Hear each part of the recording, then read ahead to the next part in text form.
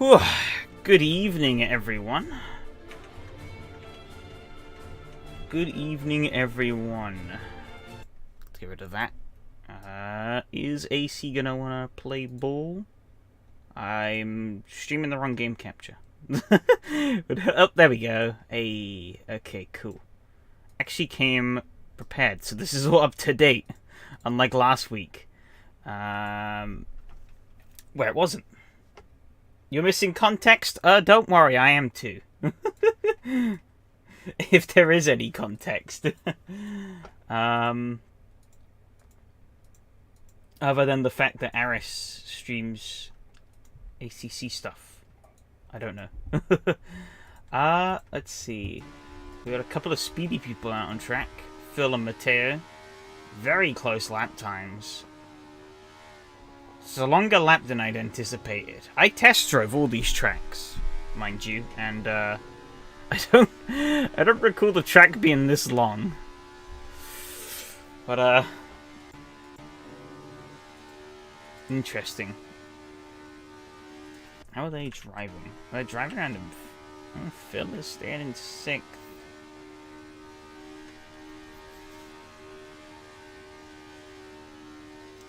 Interesting. I have no clue if they've done anything else to their cars, so I'm just gonna drive this out of the pits and find out. Yeah, happy New Year to yourself too. It's been an interesting start to the year, I must say, but hopefully things pan out very well throughout the year.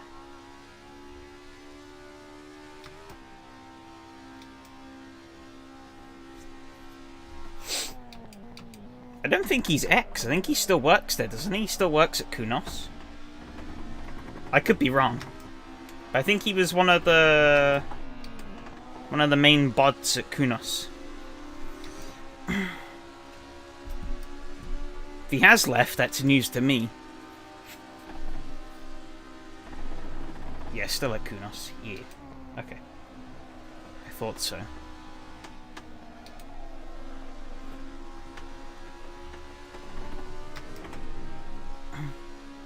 Oh, we're gonna get the slipstream here off of Matteo. This will be great. We have the absolute tits out of 5th gear. And then we get nothing in 6th. Oh, this straight is ever so slightly uphill. How devious. Ever so slightly. I didn't even pay attention to the fact that this is slightly uphill. Albeit I don't drive this track much, but I never noticed that was slightly uphill until I drove this car. Where tiny details like that actually matter. Okay, well, Matteo's out of slipstream range, so I'm kind of boned. Okay,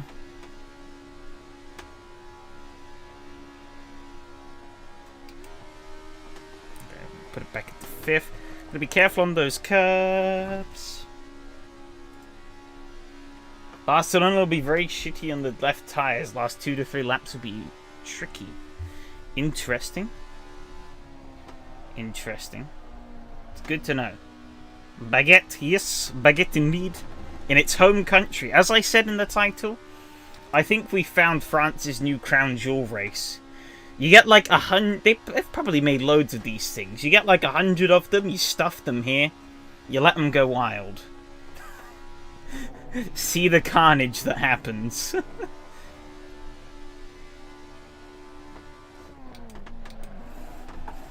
Oh, big oversteer moment. Where's Bertram Baguette? He's, Oh, I pressed the wrong button. Bad thing. There you go, he's there. There's the Baguette.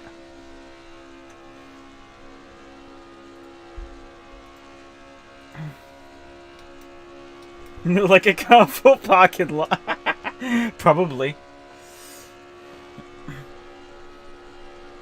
It's almost time for the race already. Shit. I guess that's what I get for starting the stream late. Well, this is a really awkward perspective to drive from. I'll let you know that much. I've got to be careful on these curbs, because they will kill the car.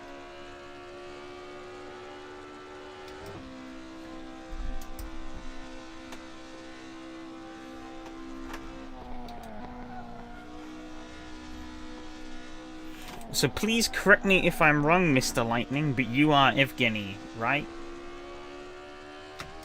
Putting 2 and 2 together, it seems like logical, but I could be very much missing the mark here. Just you've now... Okay, 100% correct, okay. So you've gotten yourself now a swanky username and avatar, rather than just the letter E.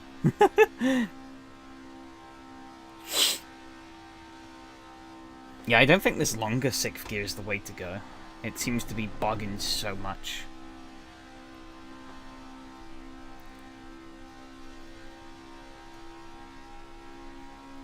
Bog. We'll try and get a channel going. New year, new me. Okay. I guess we try that, and then what was it? +1 on the front, -1 on the rears? I don't know, I'm just guessing, I'll be honest. Complete guesswork is the name of the game.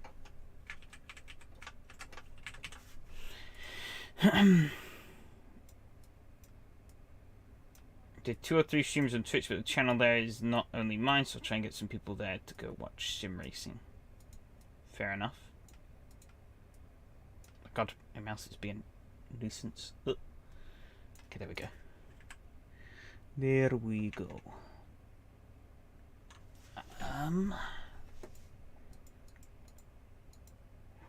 Yeah, I think I'll just wait till the actual session to do more driving, because it should be going up pretty much any minute. We'll see. How many people do we have? Hello, Mihao. How's it going? We have 11. Which is less than last week. That's not good. I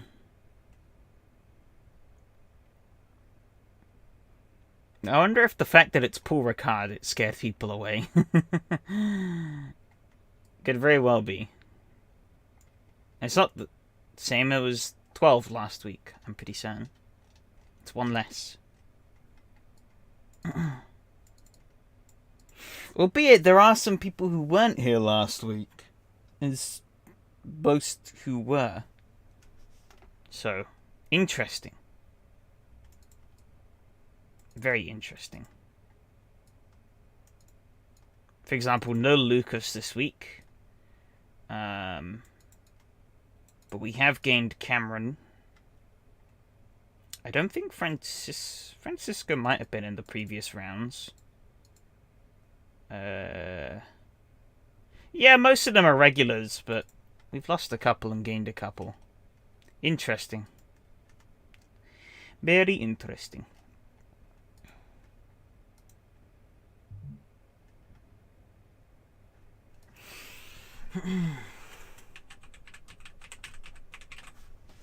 Guess we'll see in the last 2 weeks, really. If the numbers pick up again, or if they stay. Genetic Calabogie will be Nightmare? Probably. We'll see, we'll see. We shall see.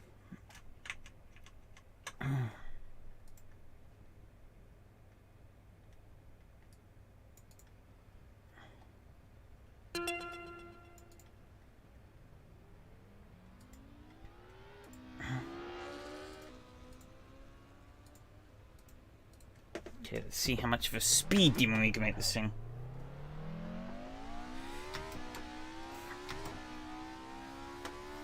I guess, yeah. Oh, I nearly drove straight into the wall like an idiot. But, I don't know. I'm not a fan of Calabogie, but I'm interested to see how it will go.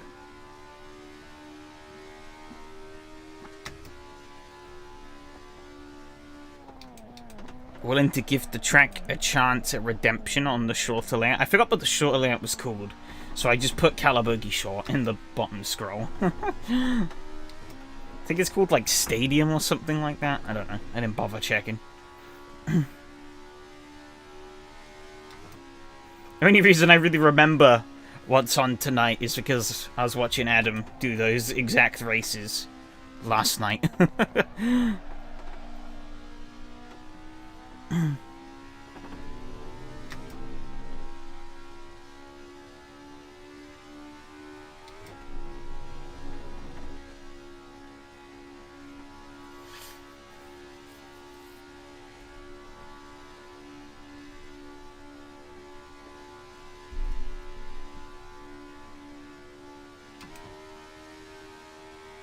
Probably faster being in 5th down here? Does it reach 57? It does, haha. Okay, it's faster being in 5th down there. And I guess you sick for slipstream.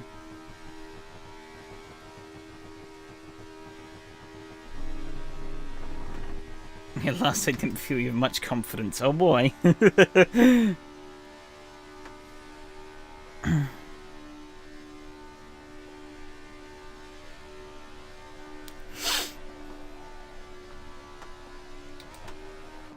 Oh, I should have left it off. Tried to carry too much speed through the turn.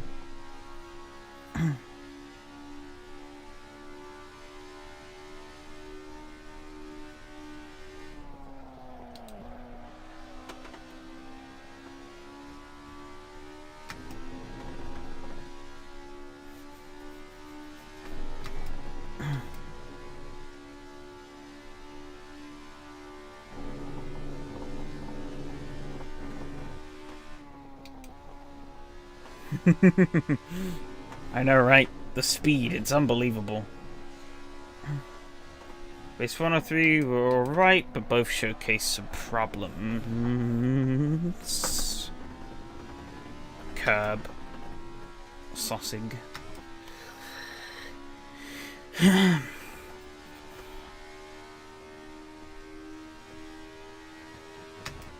So I guess if I hit 57 and start deleting the engine, it's probably a wise idea to shift up. But if I hit 57 and don't grenade the engine, then I stay in 5th. Probably.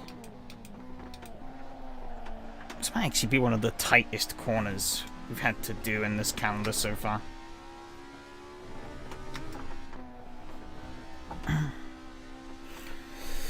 I think I put Cadwell as the finale. I'm trying to remember what the final two... Yeah, the curbs are wider than the car itself, yeah.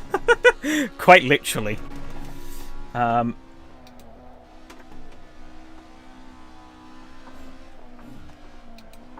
Which makes what were previously pretty innocuous curbs quite scary.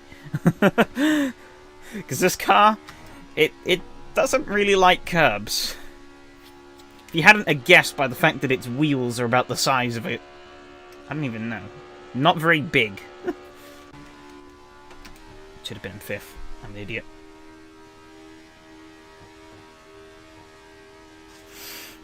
It should be better in the race. Should be better in the race.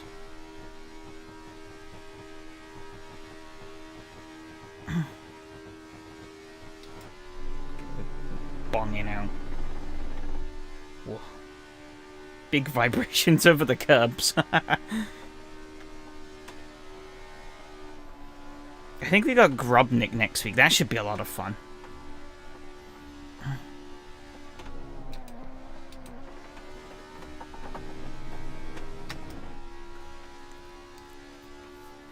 But the finale at Cadwell, I'm really hoping that hoping that participation does pick up again in general, and that these last two races have just been some weird blip.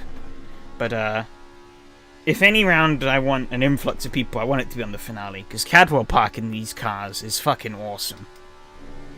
I loved it last time, and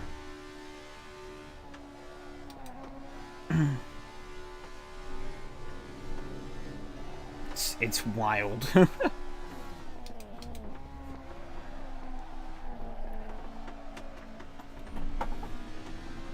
It's going to be very interesting towards the end of the race, when the tyres are gone, I think. So will Cadwell. Cadwell is the main one that I'm looking forward to. Because, yeah. I feel like it kind of... Well, I mean, it's one of the rare cars where you can actually overtake at Cadwell. without having to murder the person in front of you.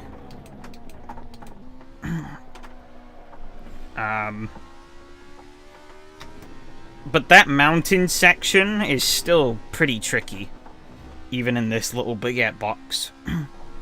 Especially towards the end when your tires fall off. You can really bleed a lot of time, and if you fuck up the exit onto the straight, then you are kinda boned, really.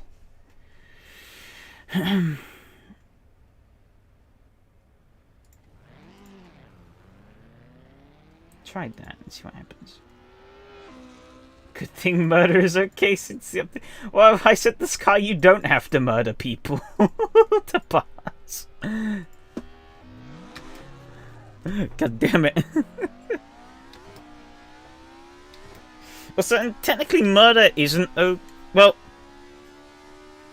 This is going to sound really weird, but murder is okay as long as the person is okay with it. Consensual murder.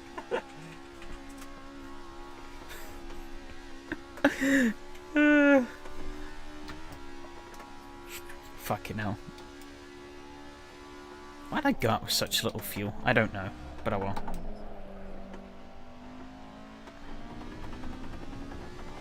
Might as well go put more in. Ooh, curb.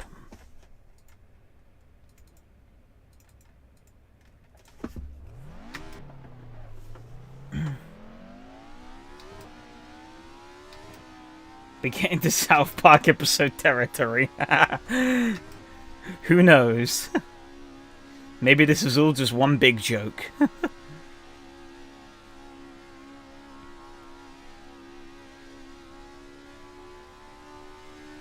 Ginetta, the one we used first many years ago was okay, but little models at the GT40 feel weird to me. Can't set correctly.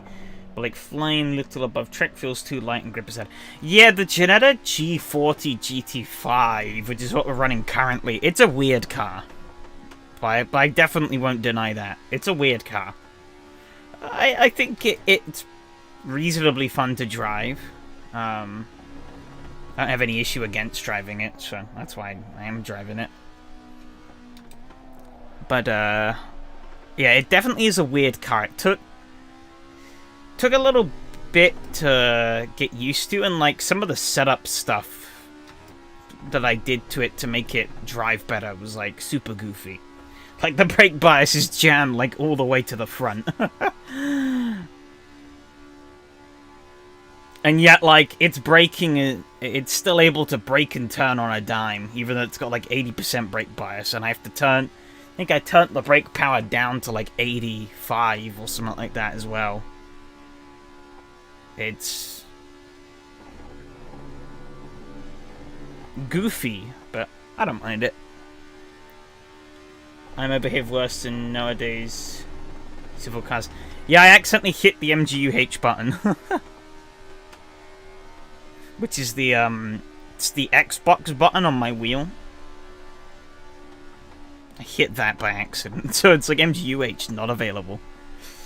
Same if I hit that button, or if you hit DRS, it doesn't tell you DRS not available. I guess I'll get damned.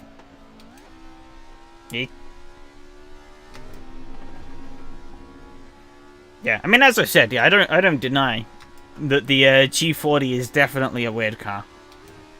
But I find it pretty fun, so I don't mind racing it. Not necessarily a car I'd pick in a heartbeat, but it's a goofy little thing.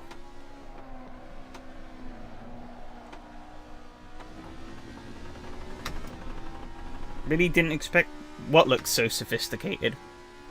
Oh, new meaning of it's my dad on the Xbox.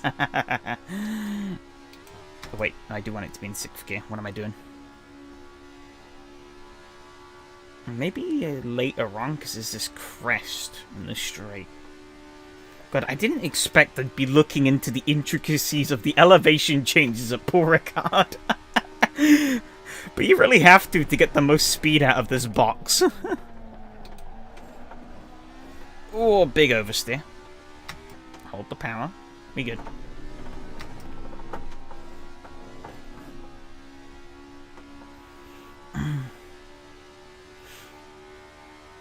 Oh, Ligier surprise is not a hybrid. I think this car was invented before hybrid was even conceived.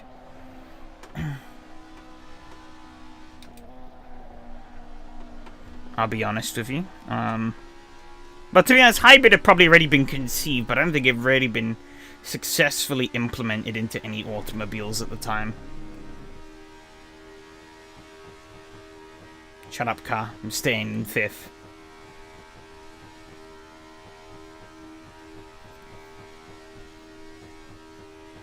They say this track is flat. Yeah, exactly. See, look at this. It's like a mountain in this car. I like never noticed that incline change in like anything, but in this Ligier, I notice it.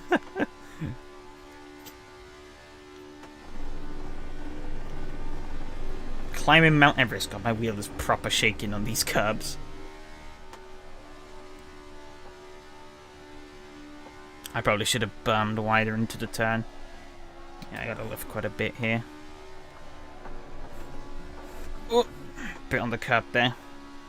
You see, we're going back uphill again here before we sweep around.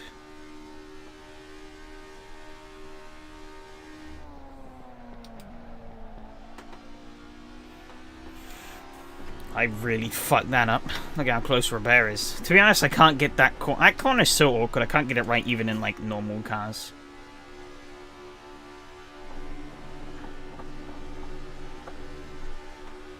So in like a little shoe like this, I'm toast pretty much.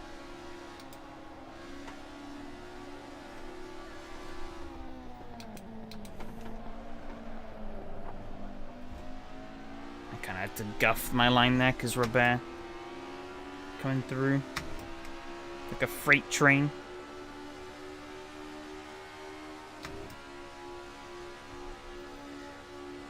If 52 cars on airline needs to go electric or fossil fuel. Yeah. Yeah, actually, like, some of the first cars were, like, electric. But then they quickly realized that electric technology back then was nowhere near good enough to, like, really make cars useful and affordable. And so, bang, fossil fuels. And then we realized that we were killing ourselves with fossil fuels. So now we're like trying to go backwards. But at least we have the technology there now to... Well, actually I say that, but we still don't really. Electric cars are still pretty fucking useless in certain scenarios.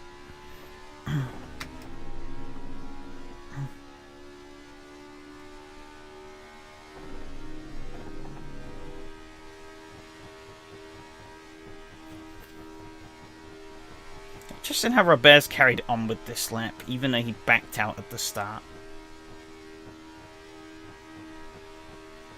Okay.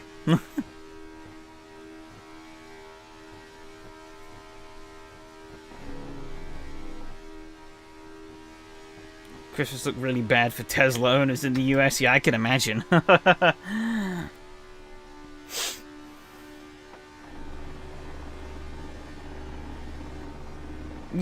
Yeah, for sure.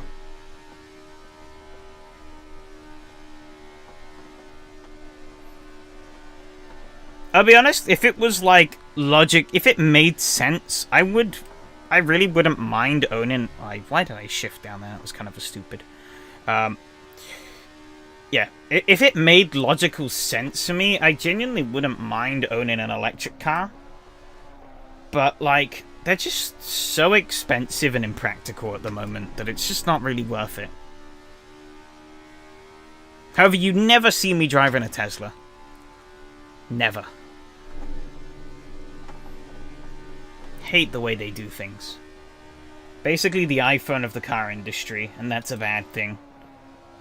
Also, I don't like Elon Musk. He's a pretentious twat. Hopefully he doesn't buy YouTube and ban me for saying that. But who knows? He's a bit unhinged.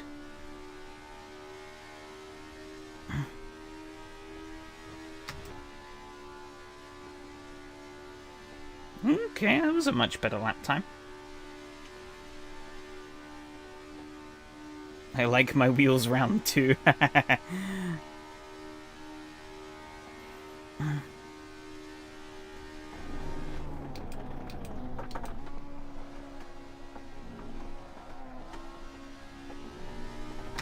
Oh, really skirting the track limits there.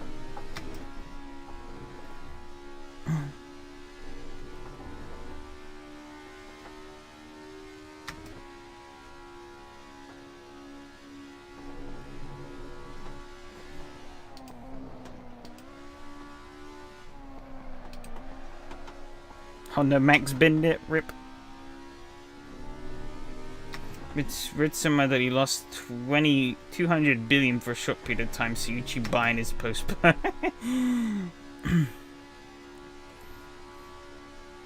God damn it, why am I in 6th?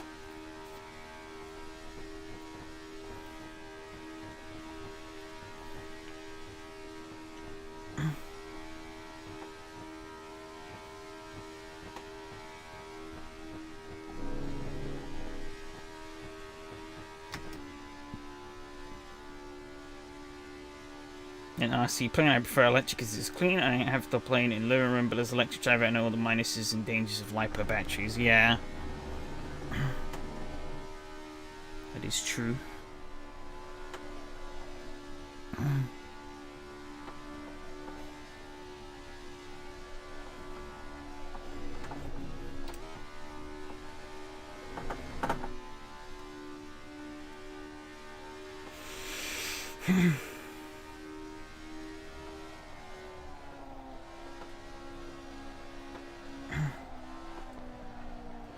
Oh, it's gonna be a... No, it's... Oh, fuck! No! It's a cut. However, my tires are falling off already after, like, 3 laps. Uh-oh. This track is absolutely chewing the rear tires. Oh, drifting.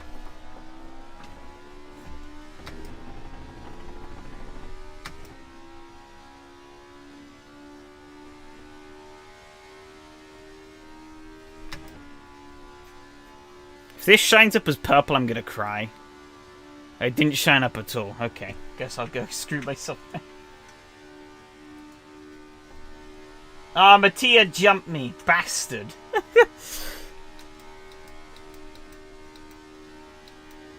It's a real word that YouTube needs me to approve. Yep.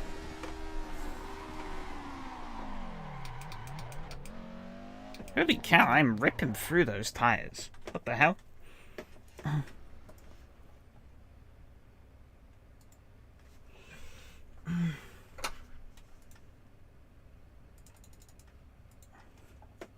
25 minutes. 23 minutes. I think 10 liters is probably safer.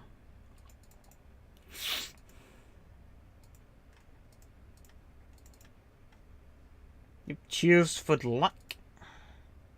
Still waiting for someone to finish qualifying. Oh, it's Max. Here he goes.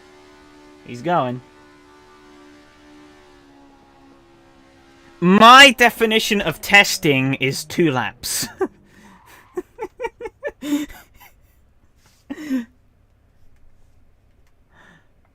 Actually, I don't think... No, it might have been more... I don't know.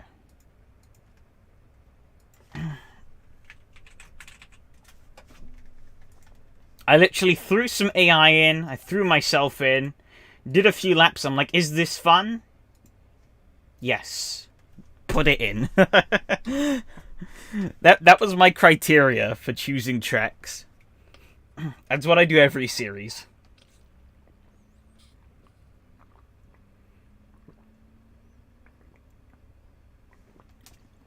I think the only one where I did quite a few laps was the Fiesta.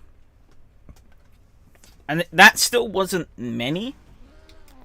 And it was just me dicking around with the AI, but I was having a lot of fun, so... I was like, fuck it.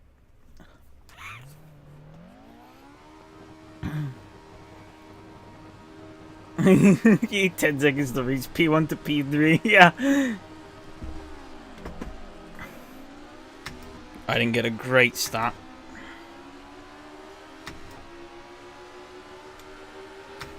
Yari sniffing all over my bottom.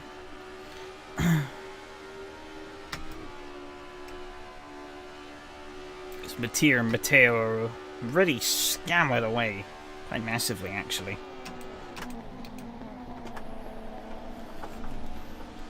Oh, I'm side by side with Yari. Not really where I want to be, but it's where I am.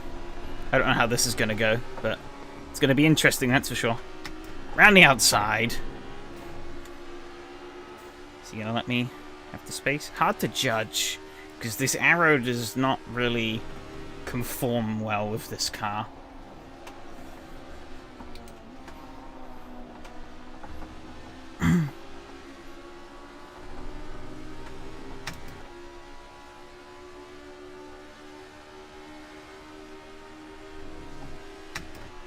Time to test if I'm close enough to Mattia. The answer is no! However, here comes Yari. I'm going to gain a bit of a side draft from him. And then he's going to come flying past, which I can turn into just regular draft. Hang with him. This is definitely how slipstreaming works. Battle of the hair dryers. Well, Mattia's getting swamped here. I don't really have anywhere to go, so I'm going to keep hanging it around the outside here. Go for the super light wine. Light wine? Did I say? What the fuck am I saying? Wide line.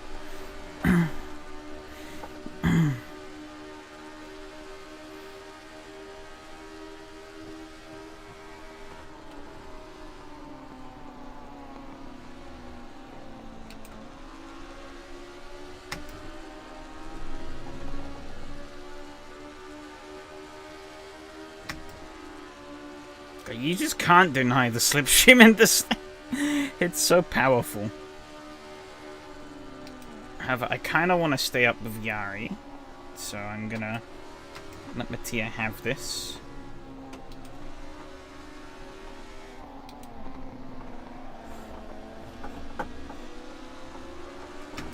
To be honest, that's probably not helping my tire life.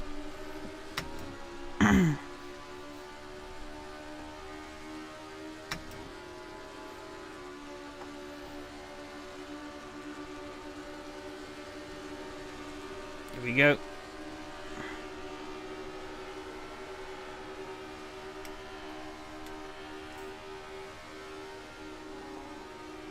Mattia's going to back out of it.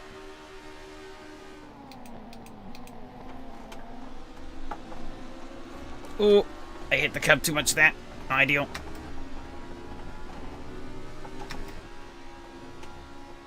Held good speed through there, though.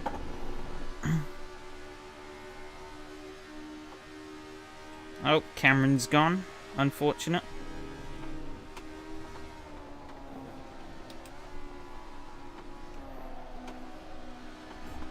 Can I get a good exit out of here? Close the gap up to Yari a little bit. Not sure if I did. Basically gonna have to sit here.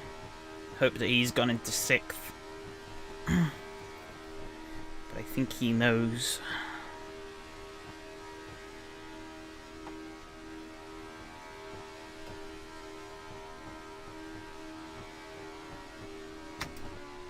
Let's kick it up to 6th. So we now build up the speed. Yeah, Mattia really got ditched. Huh.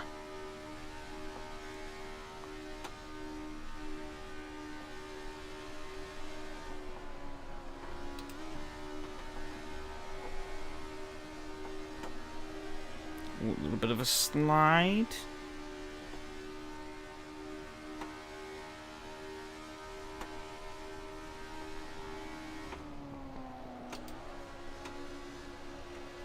Carefully balance the throttle.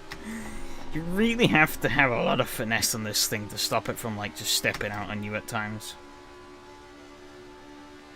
Okay, that was a wise idea. Okay. Good, good, good, good, good.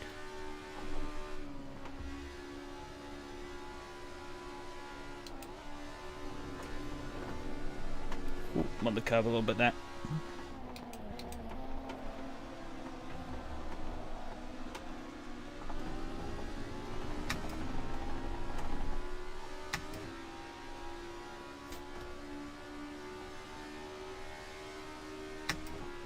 Not quite getting the run that these front guys are out of that corner. Yeah, I was a little bit off there.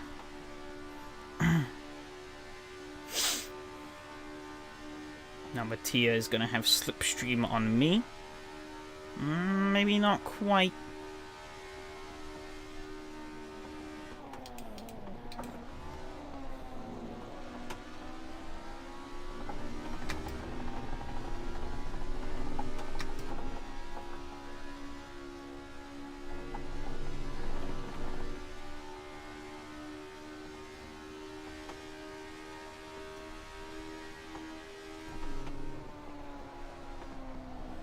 Trevor, the chewing gum in this stopping car, or you get glued to the tarmac. I'll try not to. I'm not really gating, but I am keeping Mattia at bay, which I guess is something. If nothing else, too spread out. I think that's kind of the problem you run into with a smaller field.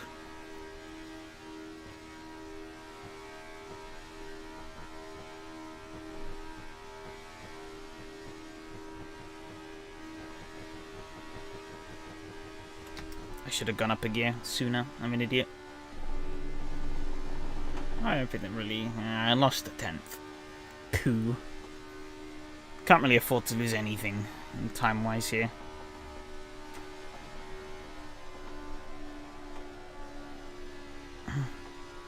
You need 1 hour to catch you, alright, maybe.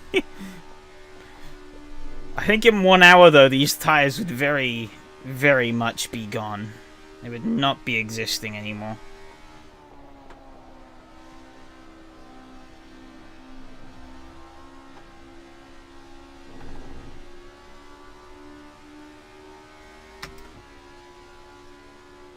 He's putting away.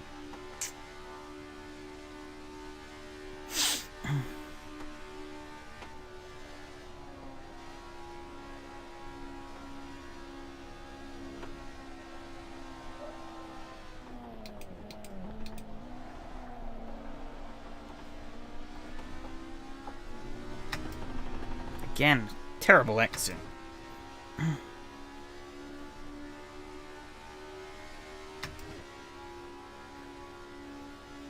Absolutely dreadful. I mean, Mattia basically did the same lap time there, but we were both slower than the 2 cars ahead and Robert behind. As well as Phil. Phil's all the way back there. Need Mattia to help me with the slipstream. Yeah, would be nice, but I don't know if he is going to help if he does catch up. Albeit, I guess I can force him to help if I sit behind him and give him the good old push. Might have to do that.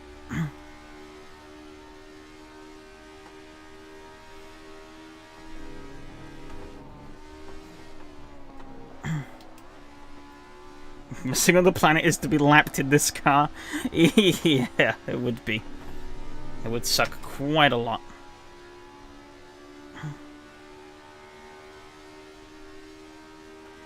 Shows his Mattia isn't getting close enough for me to really be able to back off and not lose too much speed. Because see, I'm pulling away. I pulled away from him a little bit down this straight. Which is the big bummer. He's not really... doesn't really seem to have the pace that I would want him to have.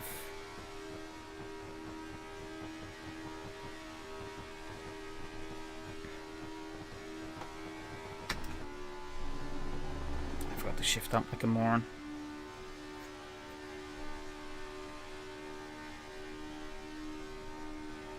I'm taking a... I guess they're dipping out wider in the middle. Got a very weird line for this corner. Oh, tire wear is kicking in. It was not the play for that turn.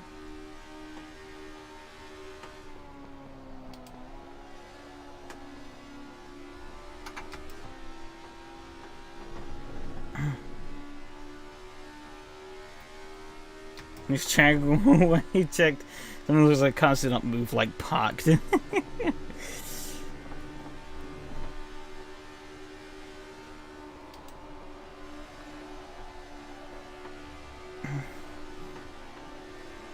Ooh. I'm fucking... Big drift. Fish really doesn't sell the series for you? Well... Every race can't be a banger. Oh, he's pushing me. Let's go. I don't think he's really doing a great job of it, though. He's trying his best. He's kind of pushing me around the straight, though, which really isn't helping. If only I had more gear to give. I don't. But we are closing in that gap. Look at us go. He's going to have to back off, though, because we are approaching the braking zone. Oh, my tires are too much speed. Okay, I held it. It's all good. Oh, he backed off a lot there, though.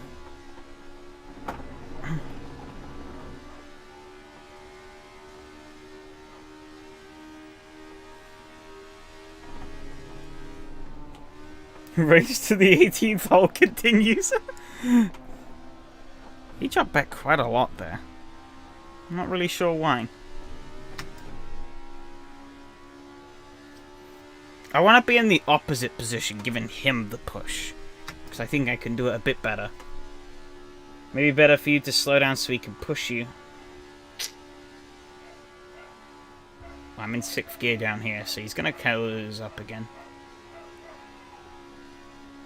Because I don't want to bleed off too much momentum. I want him to catch me. Second time in a row of no numbers? Yeah, but we're still in a bit of a weird time. I don't know. Okay, he's coming. Is he going to make the pass? Let's see. Gonna hang it out super wide for here like I usually do. Is he going to... Nope, he's going to sit behind me. Oh, kind of... He's going to go around my outside, okay. So you want to play it.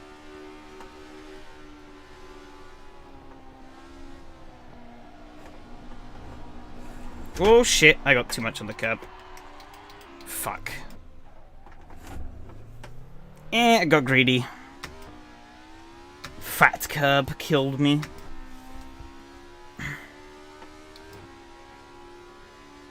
F indeed. However, still 7 minutes to go. Phil is definitely going to go and send one on me here. However, I can give him a push down this straight. If I don't lose him too much.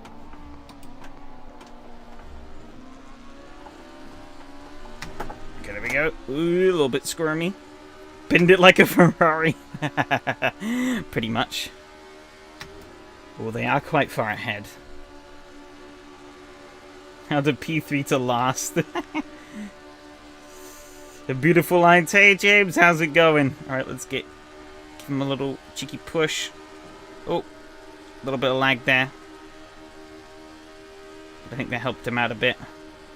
Ease off. How's it going? Yeah, it's going good, thanks. Yeah. Yourself? I mean, you did just miss me bin it, but you know, that we just gloss over the fact that that happened.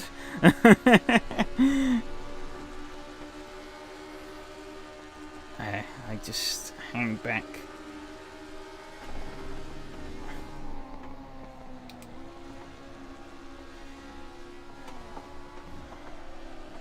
Because I'm getting the run out onto the straight, which we're gonna do. Stay in Phil slipstream. Perfect. So allow me to engage 6th. And then we're closing in still. Seems to develop a sense of bins. We jutted. There we go. Balancing that throttle. So I'm not pushing him away. Staying locked bumper to bumper. I've kind of knocked him out a little bit.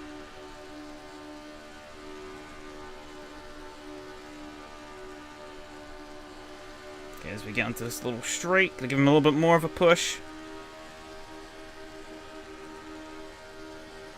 As we enter the corner, pull away, wheelie bend.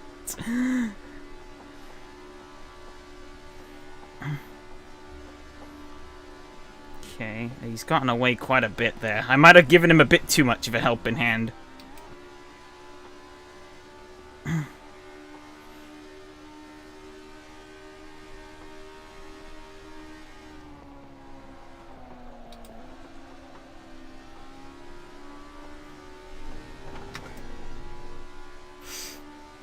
crap.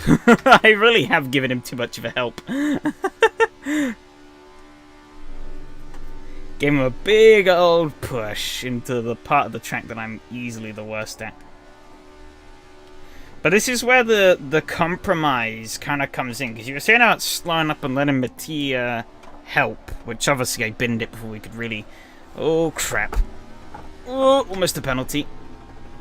Before we could let that materialize. However, the issue is, with me slowing down to catch him, I then have to make up extra time. I just gave Phil fastest lap of the race. By quite a margin as well. God damn it. But yeah, so I have to lose, you know, slowing down to let someone catch up to you so you can push them. You have to give up extra lap time, which means you then have more time to gain, which makes the whole sort of process harder. Also, shit like this can happen. Where they then are just faster than you, and you're kind of screwed. Because Phil is pulling away now, as I squabble around on these dead tires. Just trying to keep it pointing the right way.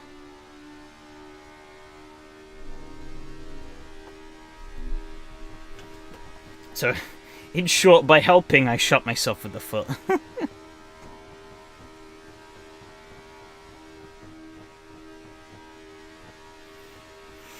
But yeah, I'll be honest, this race wasn't as hasn't been as fun as I was maybe expecting it to be from the initial testing. Up, we need to go into 6th.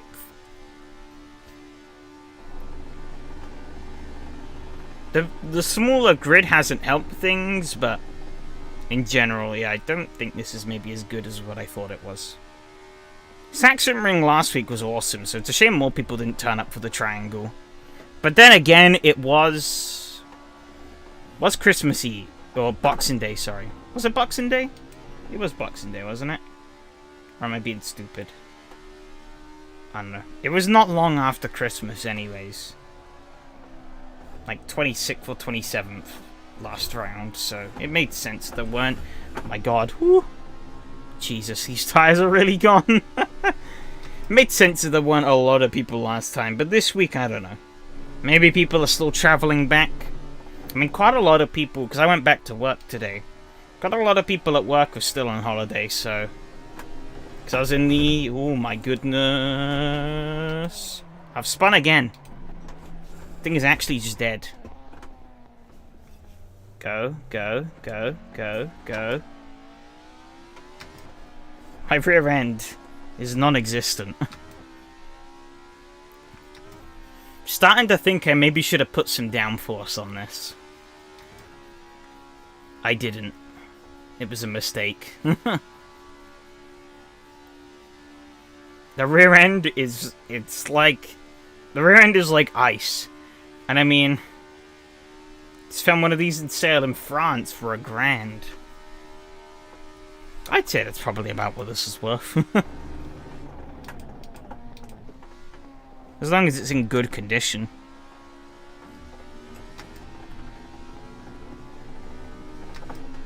How old even is it? I don't even know. Fronts are okay? Yeah. Yeah. But I mean, it's rear-wheel drive. So I'm putting all of it 50 miles. It's not a lot, actually. 1981 model, yes, so it's a vintage. Leaders on final lap. Is that... He is about to finish the lap, or is he on another lap? I mean, yeah, this will be it. Okay. Finally. I don't have to deal with my tires literally not existing. But yeah. 25 horsepower through these wondrous tires. It's not great. I'll tell you that much. It's not great. These tires can barely handle the 7.5 horsepower the original thing has. So, we've like almost quadrupled the power. And we're expecting the same shoddy tires to do the same, or well, to do even harder work. I think also in general, just of all the bumps and ridges around Paul Ricard, it really rips these tires to shreds. I wonder if others...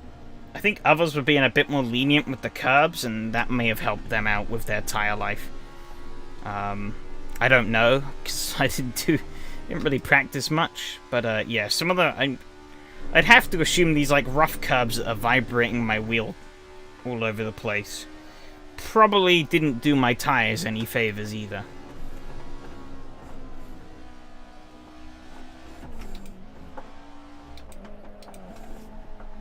Or drift through the final corner. Whew.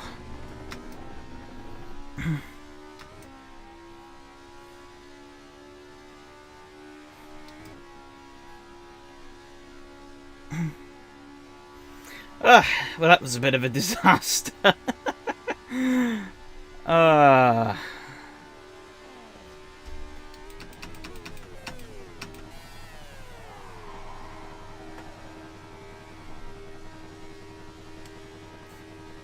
Whopping 24 mile an hour in reverse.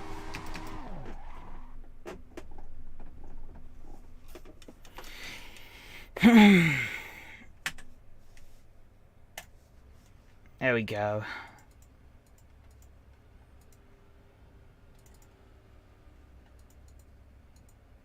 That was dreadful.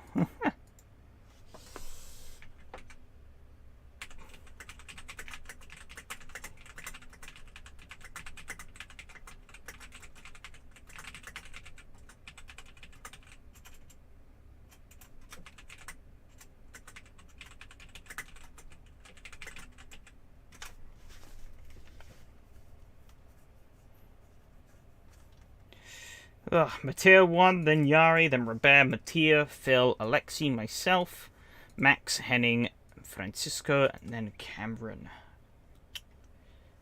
Those were the results. Cool. It's actually 25 wheel horsepower and 8... Well, I don't really care about the wheel horsepower. I'm just reading the numbers that it says.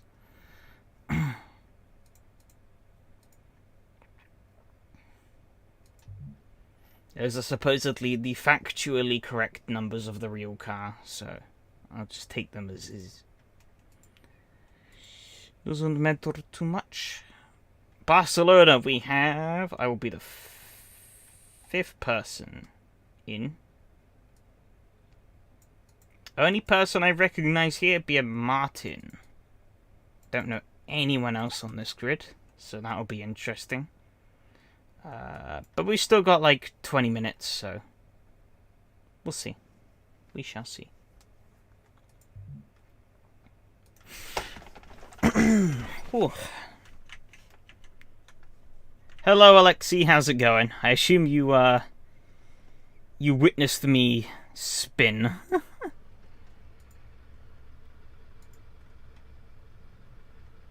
We will put incorrect numbers for cars. Well, it is what it is.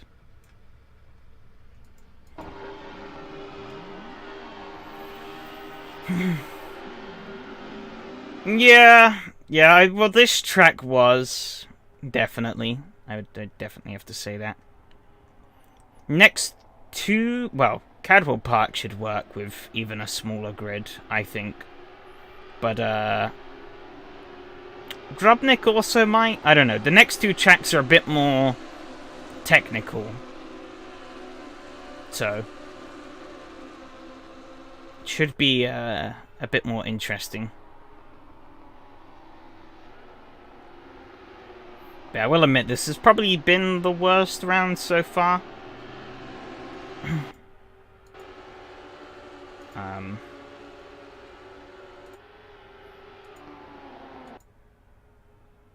Because yeah, Sachsenring was really cool. That track just worked in these little boxes. Even if we only had a smaller grid. It was a shame the front group had to bin it though. We could have had like an awesome like 5-car battle for the lead, but they then went and had a big old pile up.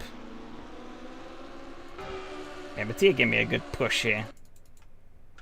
Yeah, I said that earlier. There's only 5 for the fray, but there's still a lot of time to go, so...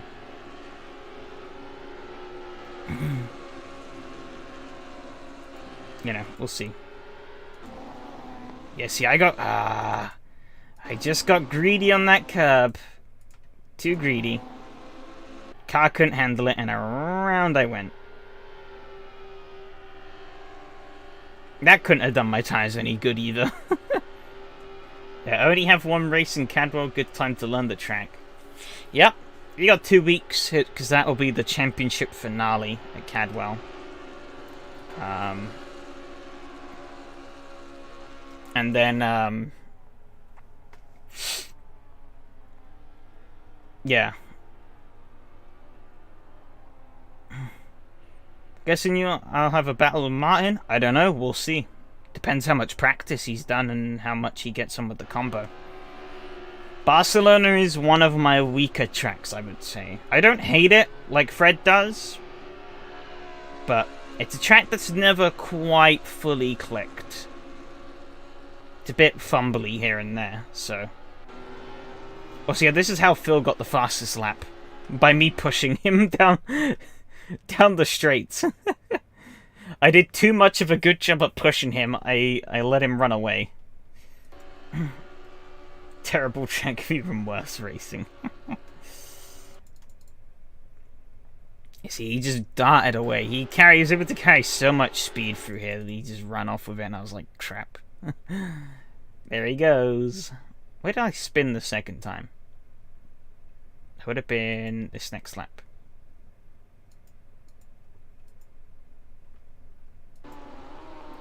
Oh, again! I kind of... hang on. Let's see. Yeah, I bumped off the curb, got loose, had a snap, then bounced on the curb. And... around I went. Does a tire only explode at high... I think it only explodes at high temperatures, actually. I don't think there's any condition in AC for the tire to go boom at 0%. I think it just has, like, 0 grip. So, it's like driving on ice. Because I am pretty certain I was at 0. I didn't actually have the percentages up, but I was running on the rims at the end here on these rear tires. There was nothing left.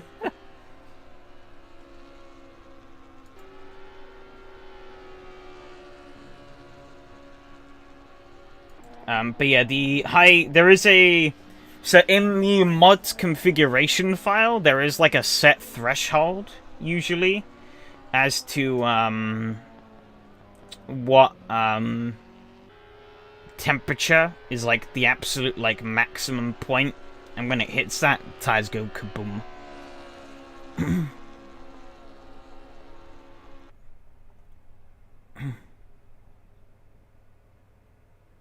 Yeah, it was the end of the race. I put the car in reverse. You can just jam it into reverse and it went below the engine, which is quite funny. And then my failed attempt at a J-turn in a Ligier. Alright, let's bring up these results. I don't think I really checked the Ligier results much, so it'd be good to take a peek at them. See how things are panning out.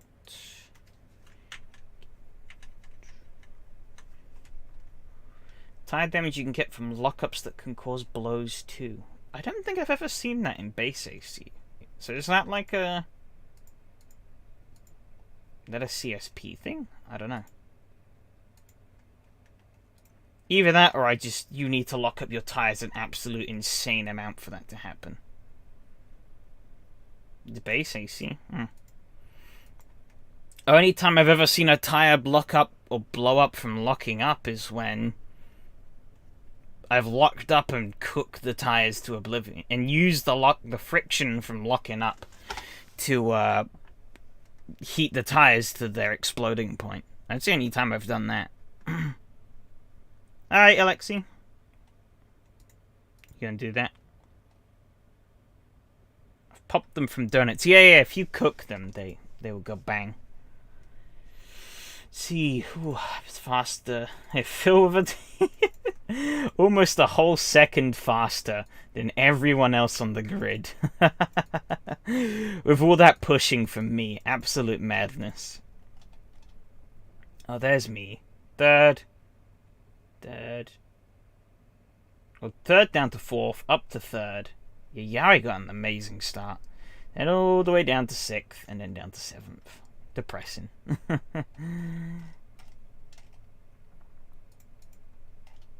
Yeah, I've never experienced them popping from lockups, so as I said, without like cooking them to their exploding point, so it must be quite lenient.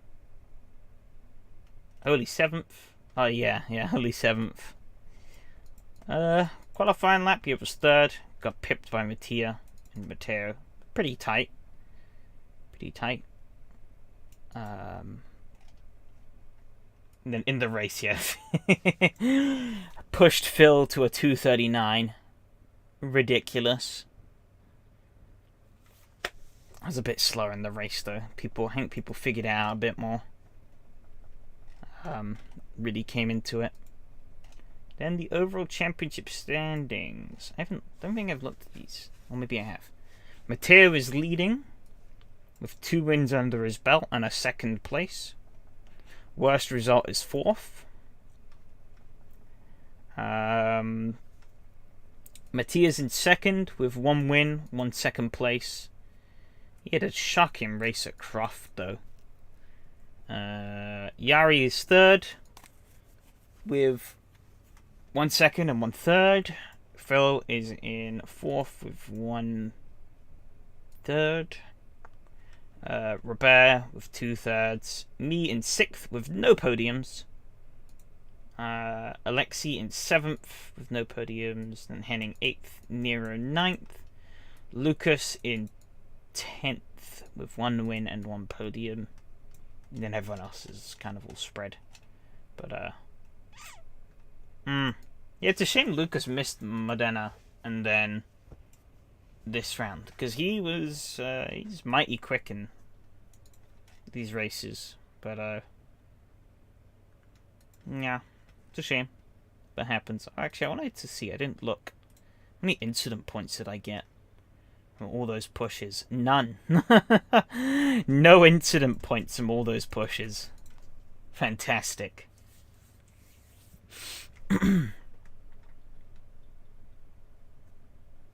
You love to see it. Yeah,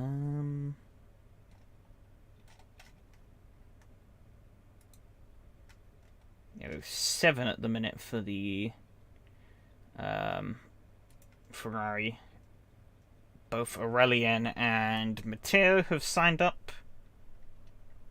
And then we've obviously got the Ginetta afterwards. It's Calabogie. We don't really need that anymore. Poof. How much time do we have? About 5 minutes probably until the server goes up. 5 minutes. Is there anything interesting?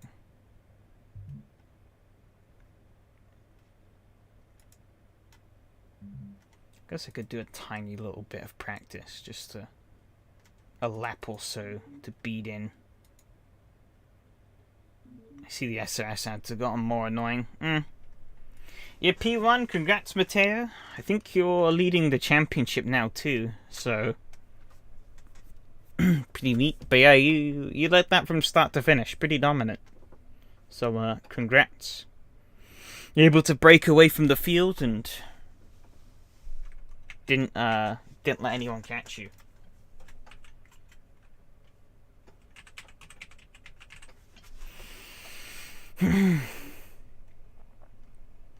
Yeah, still a big shame that the Mattia punted you on the start. Oh, is that why he had such a bad run off the line then? Ah.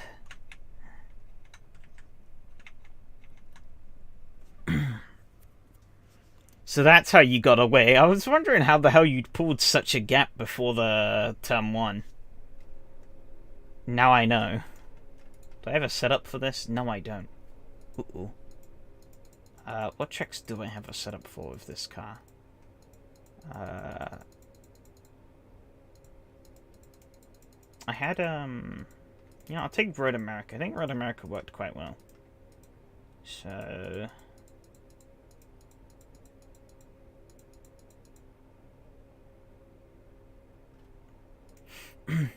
So, yeah. I still have Fred's set up naming conventions. So safe for everyone except James. Oh, as I slip around a bit. I've instantly locked up. I just noticed I pressed the wrong button. I don't have my rearview mirror on. Did I not have my mirror on the whole of last race? I don't know. Where's my brake bias at? 66.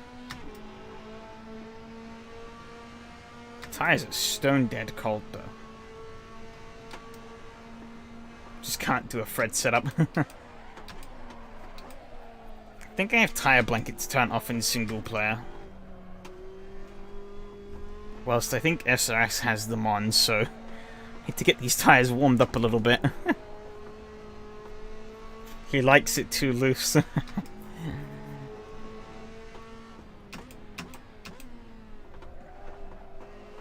I like it even looser than how Fred has it, so... I guess mine would be even more undrivable.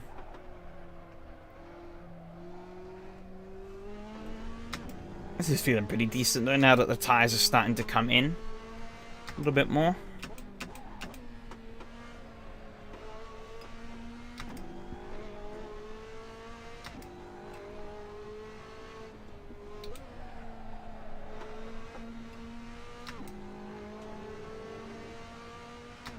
Sing compared to my tweaks. Not entirely wrong.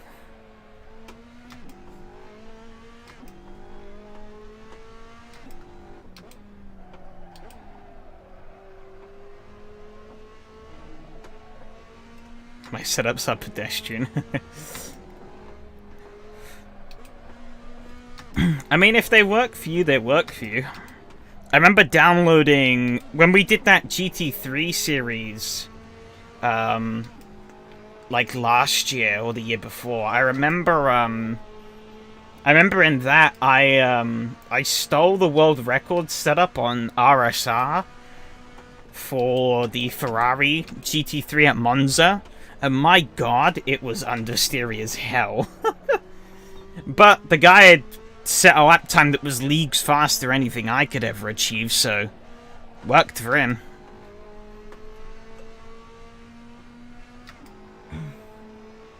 Need to bump the gears a little. Well, bump them up or down? I wasn't really paying attention to the gears, I'll be honest. However, let's get out of here and get into the actual server. Up. To make them longer? Okay. Hitting the limiter a bit too soon on the straight. Okay. Not sure what you're going to be racing yet. Lots to choose from. Yeah, there's a lot of things to choose from. We got 8 people in the end. For the Ferrari. Not massive, but it's a field.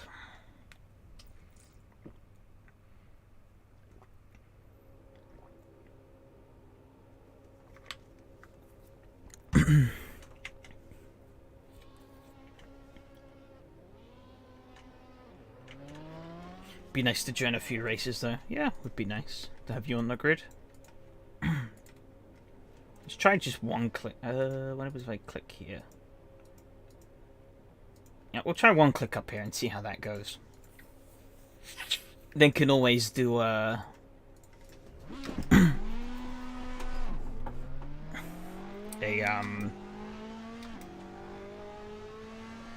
can always click back down and then click up each individual gear.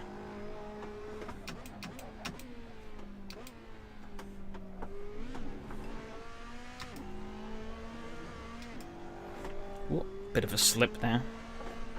Looks like I might want to add some rear downforce back into this thing.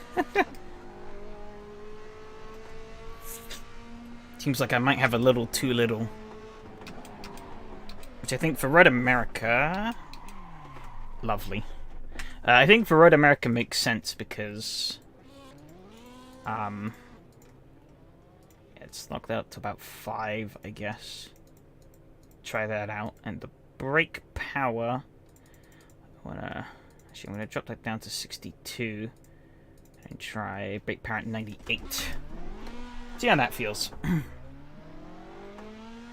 Yeah, referee got hot quick, yeah.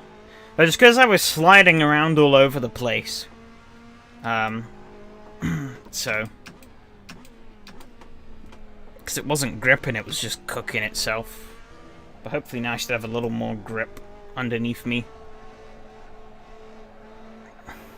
Oh, but a lot more understeer. Maybe 2 clicks was too much.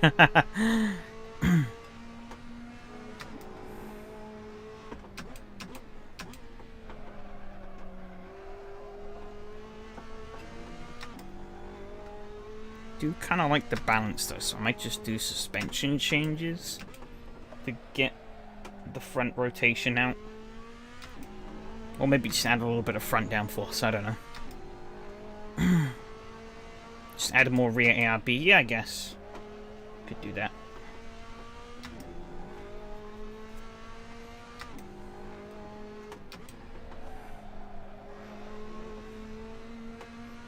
It's safe now. I don't know if I'd still necessarily call it safe. You can...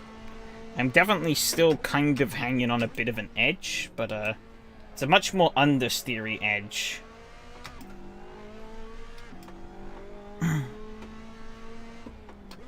But it's definitely more safe than what we had before.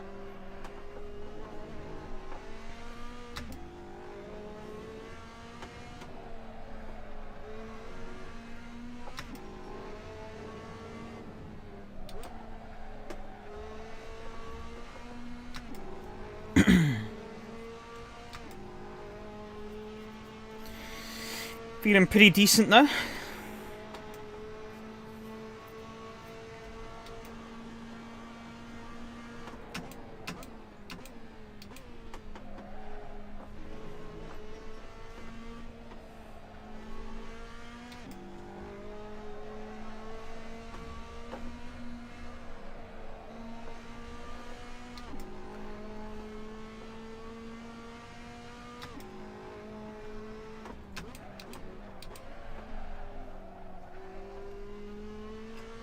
Now that I think about it, it has been quite a while, I think, since I last raced here at Catalonia. At least it felt like it's been a long time. Lockup didn't really help me there. Really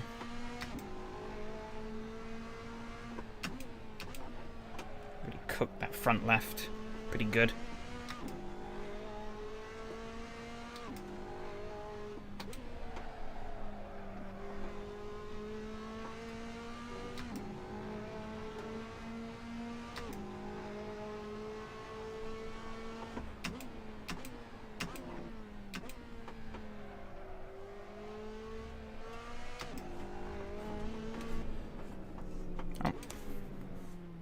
So since I've done pass and I miss it a bit, Fred will be disappointed.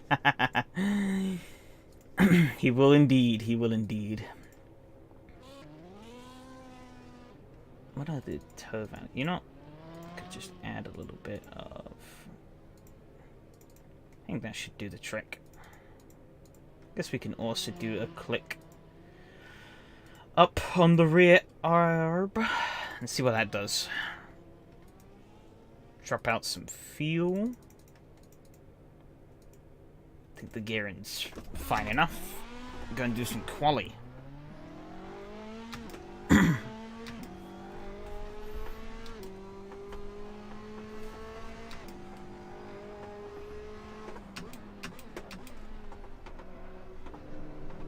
Can't unsub fast enough.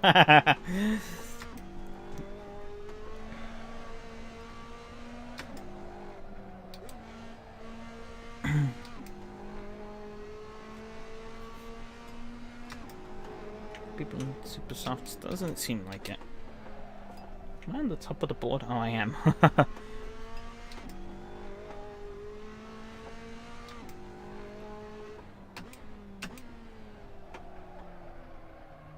Well, that was just understeer.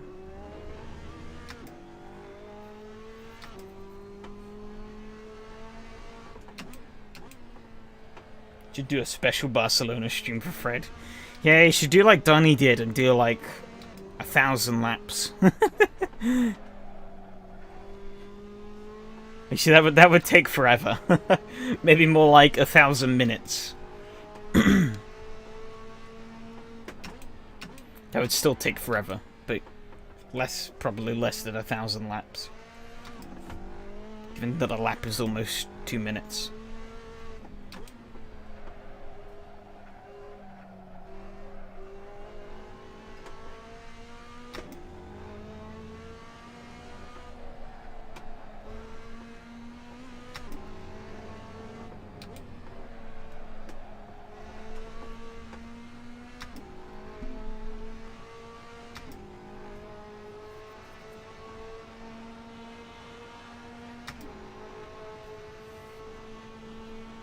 Shame Project Cars 2 is dead. Could have done it in the snow to make him feel more at home.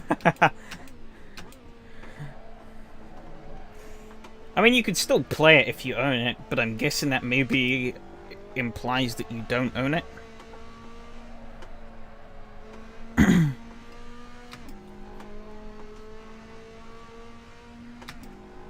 I actually don't.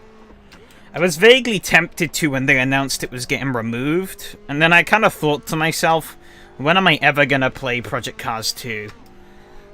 And so I just didn't buy it. You own it, but you don't have it downloaded. Well, yeah, you should still be able to download it on Steam.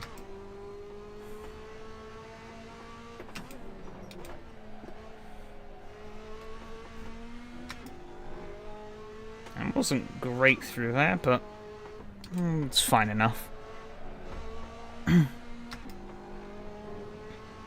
No snow. Yeah, madness. Of course, Mateo is propping up the top of the charts. Name anyone who was surprised? No one? We had 3 to 4 days with some snow stuff. I was not paying attention. That almost ended up me throwing him in my lap.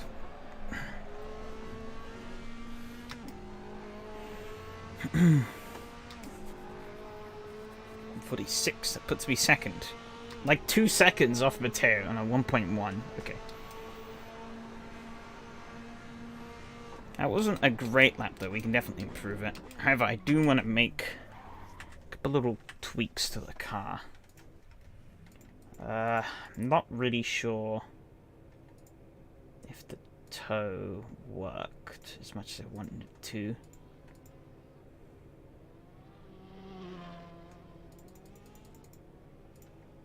Try ramping that up a little bit.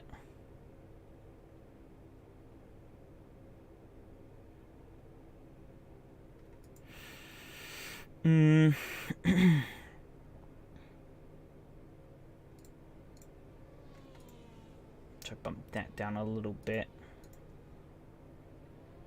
I think the rest should be okay. That Sweden is gone. Sweden slamming down went through the 80s. Well, I'm third, as Victor took over the spot.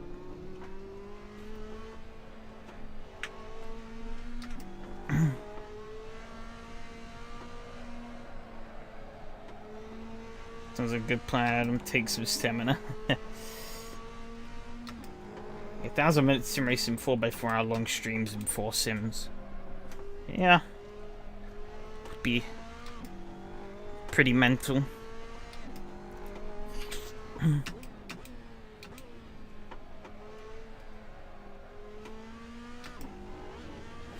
Oh. Almost in the sand. It's only the outlap though, so like I said, it doesn't really matter too much.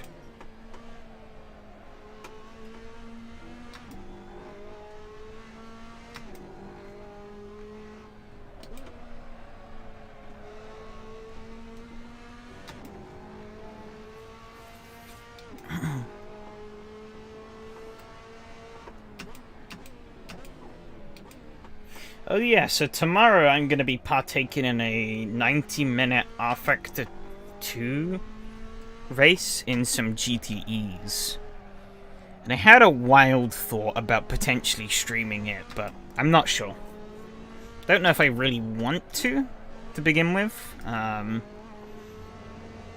I mean, there's also no point if nobody's going to be interested.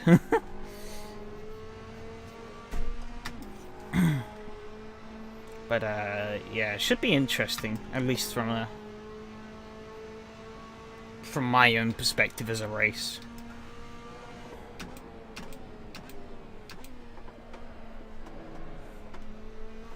Breaking through with me?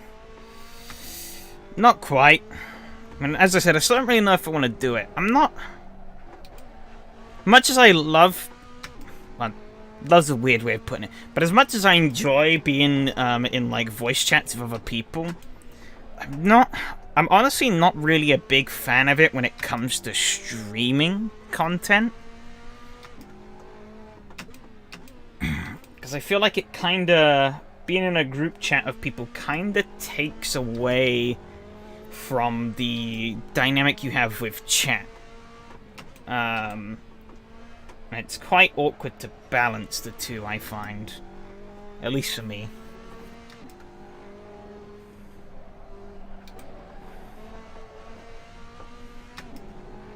Oh, car ahead has absolutely stacked it.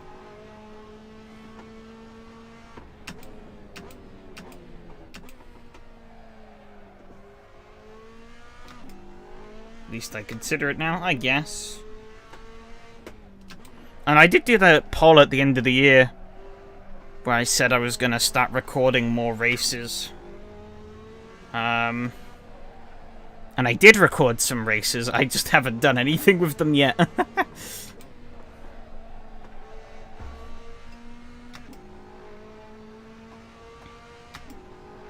Yeah, chat stream is difficult, yeah.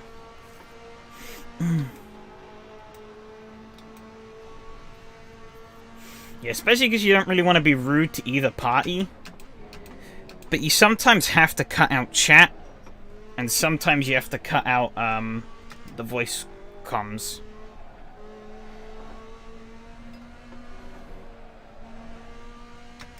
So it can be a bit of an awkward balance to strike sometimes. Because I have done it a couple of times on here before at the end of the night when we go into the final race. Which is usually a lot quieter then.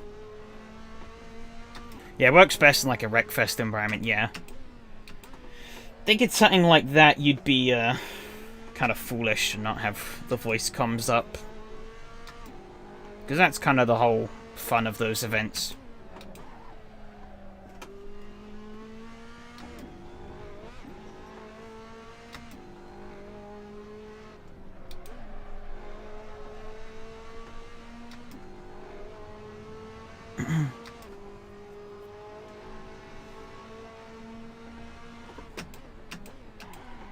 Oh, it's a big lockup.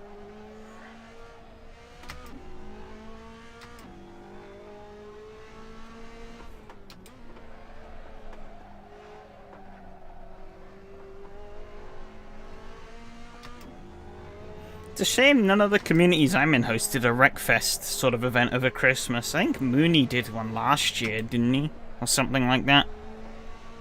Because I remember jumping in for that and that was a bit of fun. But no one really seemed to pipe up with one this year, so.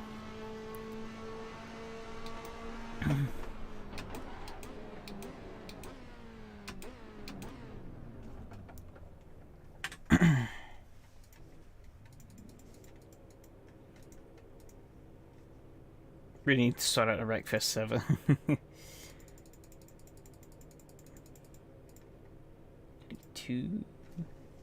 That should be more than enough, I think.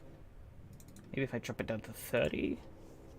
Should apparently also be more than enough. So I guess we just run 30. And hope for the best. I felt pretty decent though, that setup, so I am a reasonable bit quicker than Martin, but I'm quite far behind the two ahead of me. No one's around for it to host either. Everyone was either busy or burned out sim racing. At least it's how it felt. Eh.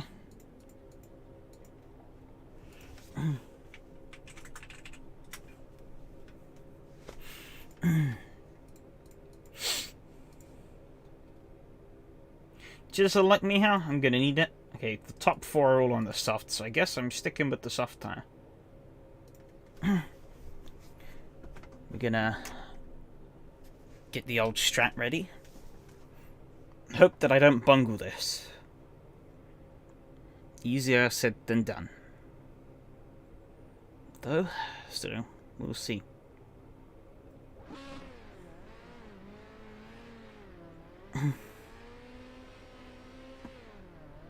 I'll be honest though, I really didn't play over the Christmas holidays. I really didn't play any more Sims than I usually did. Cheers, James. Gonna need it. Here we go.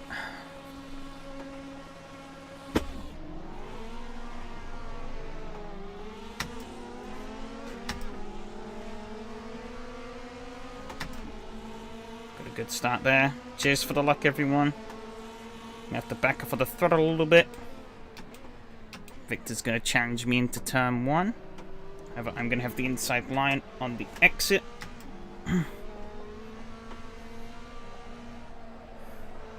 Started to play Red Dead Redemption 2 on my cowboy. Yeah. Yeah, Red Dead Redemption 2. That's what he means by that, James. Oh, little wobble there. Even more of a wobble. Looks like Victor behind didn't have a horse stumbled over a rock, tripped and died. Sounds grim. I played just an assortment of games over Christmas. Albeit I very surprisingly, so I actually bought like, well, I'd say I bought, I got EA Play just for like the shits and giggles, because I wanted to, I was gonna try their like racing catalog out and mess around with like stuff like the new Need for Speed, Grid, Dirt 5. You know, it was only like a couple of quid, so I was like, you know what, why not? And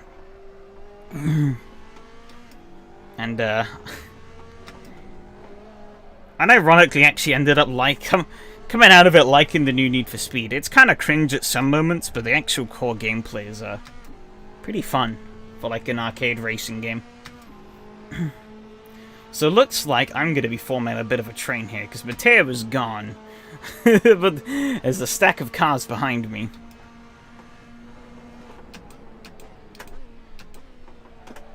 Oh, little bit of a wobble there into turn 1.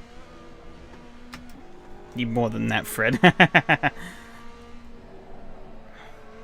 Oh, I didn't quite get my line right into that corner. Hello, Keen. How's it going? Victor's closing up a little bit.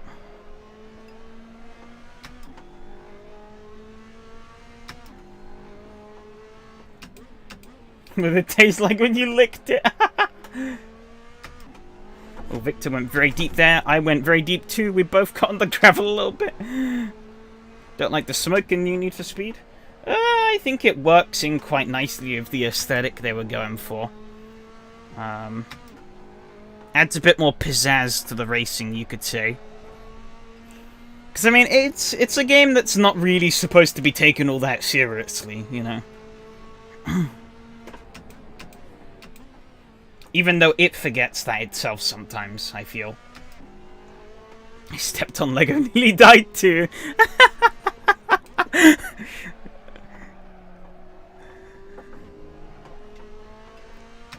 Play some Freebird. I wish I could. Unless if I wouldn't get absolutely deleted by it. Oh, we've lost someone. Okay, Victor got a good entry, but he seemed to lose out on the exit there. Faster lap time than me overall, though. To pretty much every Need for Speed ever. Kinda. But I've been someone who's been pretty critical of like Need for Speed's handling over the years, but I quite enjoyed the physics in this one, so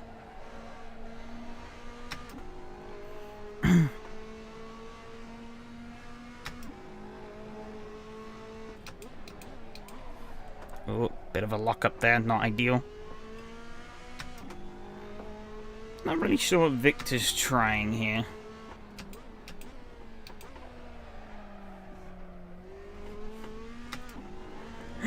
Oh god. Not even chatting, you guys are talking geography. Or geology, I'm so proud. Hey Rebecca, how's it going? I guess we're never too far away from a geology discussion these days. Oh, this is hard work trying to keep up with all this all this nonsense whilst trying to keep a wild Victor behind me. Mateo is running further and further away. Lap after lap. Victor does seem like he's struggling quite a bit. He's trying his best, it seems, to really just send one on me, but it's not quite... I don't really know what he's trying, because it doesn't really seem to be working. He's going too deep into these corners and losing more time than he's gaining. Yeah, 3-pin plugs are everywhere. Yeah, that's the UK standard. Good old 3-pin.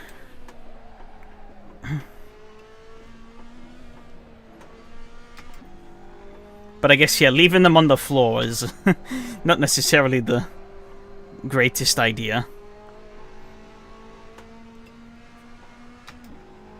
Prime scenario to step on them and hurt yourself. I missed the corner apex by a mile. Love to see it.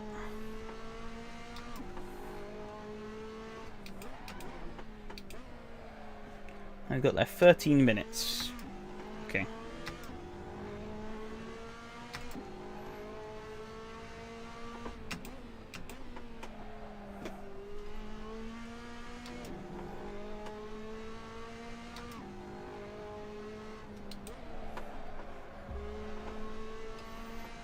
Yeah, this front right needs to cool down. When you got kids, it leaves all sorts of things on the floor. Guess you're not wrong there. Oh no, I locked up! Big time. Shit. Jesus. Is this the trend for tonight? I'm just gonna screw up all the races. Skateboard at the top of the stairs once. Ooh. That's a recipe for disaster, that one. Yeah, F indeed, Fred. I was kind of worried, because... thought you planned to go to pits anyways. Just because I did that last week doesn't mean I'm going to try it every week. God, that was funny. Going into the pits in the Ginetta race. Yeah, it wasn't really... He kind of pressured me into that one, but it wasn't really like the right kind of pressure. He kind of looked like he was gonna dive on me at any moment, and I was kind of trying to counter the dive by braking a little later. Yeah, and it didn't work, because you see, like, he's all over the shop. Skateboard when they were trying to invent fast travel. Well, skateboard at the top of the stairs is only fast travel to a hospital, really, so...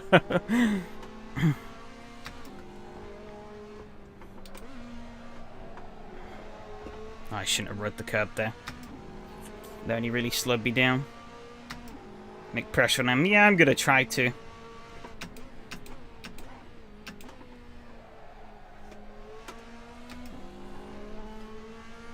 think they wanted no more grounding.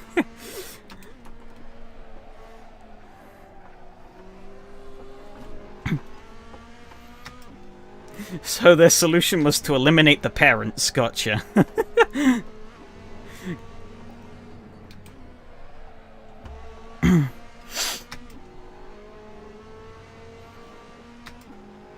Think of all the time skips you'd get.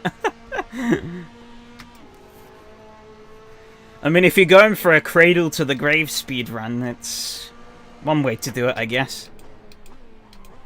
That front tire is not getting any cooler, and it's a problem. It's Especially as this guy behind me is picking up some pace. Matteo has same car? Yeah, he does. Oh, he might have just binned it. Slightly.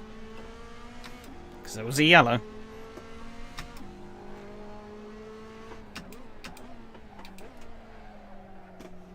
Are you and everyone on softs? Yep, everyone is on the softs.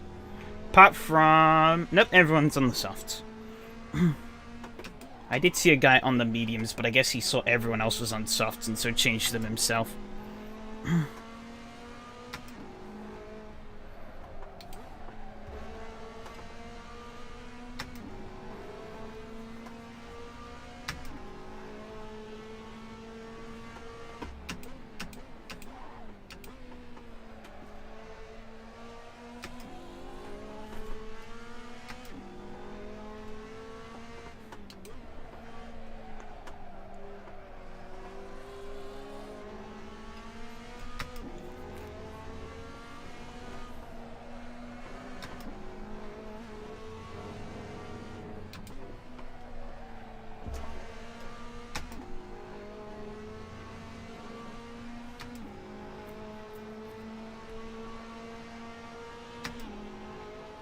It's kind of created for Matteo.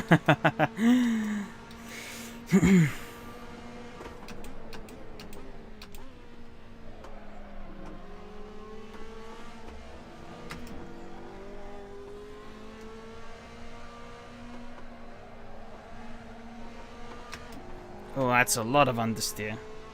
Wait a minute, I can do Easy's pit. 5 likes uneven. Yeah, guys, get on the like button if you haven't. Gotta make the likes even. So that my, every like, that's, some temperature taken out on my front left. You see, directly helping me in this race. I wish that was true, because I really need that at the moment. This front left is cooking itself to pieces, and it's not helping me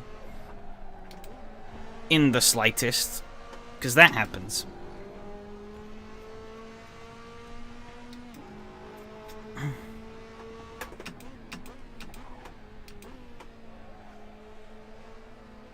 Nine likes, still uneven.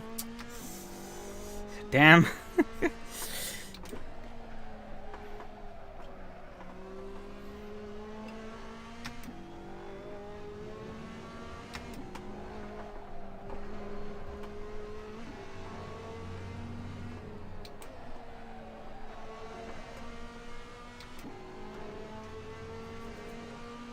It turns into James's at this rate.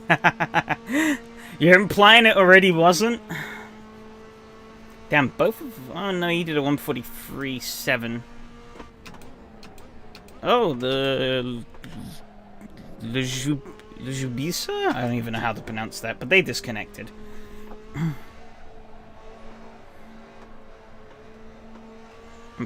Weird, because they were running pretty well. It must have been it. Does it mean you hit dislike because you don't like uneven numbers? But then it's even, so do you remove the dislike?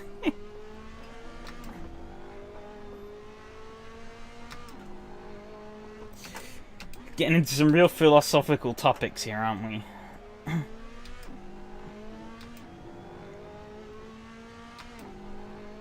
Looks like Victor's just about got the edge on me, though. I locked up again. Not by much, but it was a lockup. Can't keep up with your logic, Fred. Don't worry, I don't think anyone can, James. Fred's logic is beyond all realms of reality. I think he has a bit less downforce on his car. I could be wrong, though, but he definitely seems to have a bit more pickup on those straights.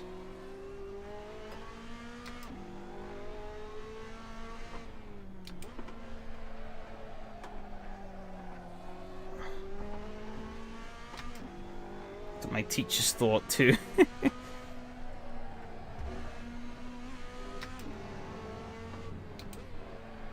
Oh, I was a bit too much on the AstroTurf there. That didn't help in the slightest. Yeah, 3 temps off his lap there.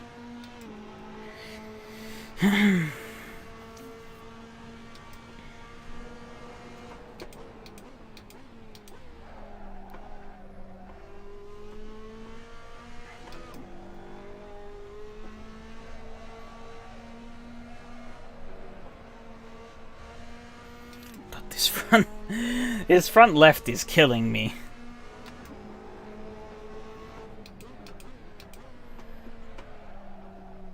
It's literally the cause of all my understeer at the moment. Because when the temperature... Oh, God. I was not fully paying attention. When the temperatures were more under control, car was quite happy through these corners. I guess tire wear could also be starting to play a factor, but...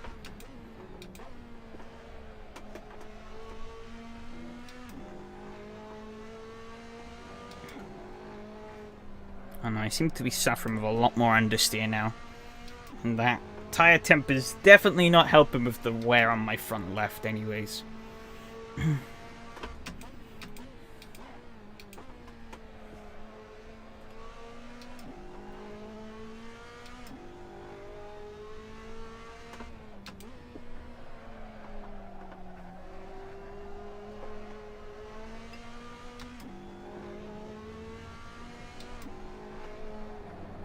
That was an interesting line. Not what I... Oh, god damn it.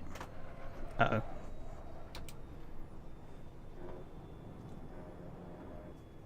I might have to brake a little bit.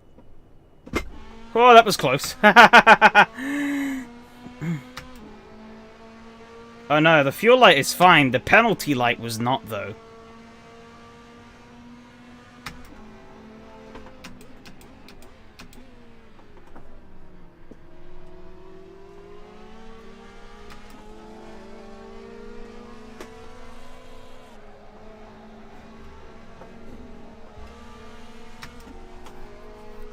Well, I guess it's now time to go and get my third place back.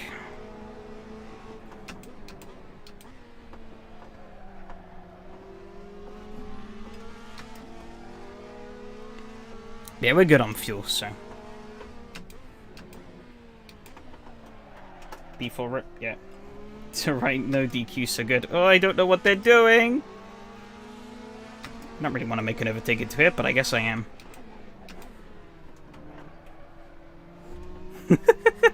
This is such a dumb place to try and make a pass, but they were all over the road, so I had to try.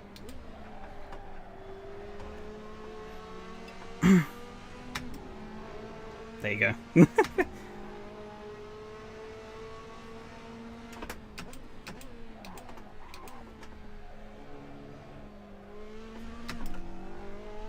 Problem solved. That was like the most scuffed overtake I think I've ever done in a race, but had to be done. Looks like they're struggling quite a bit.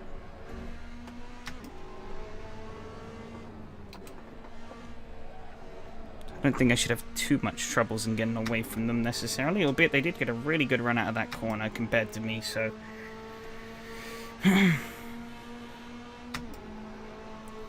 Now run away, that's what I'm gonna try and do.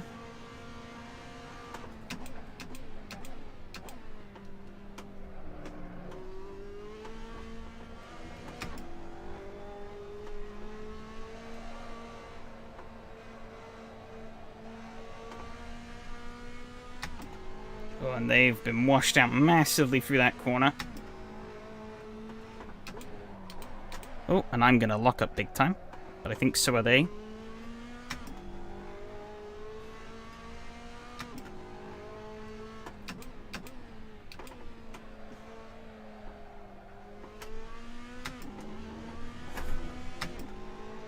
Oh, just about kept it on the track there. I think he's understeering like an absolute cow at the moment. It's mad.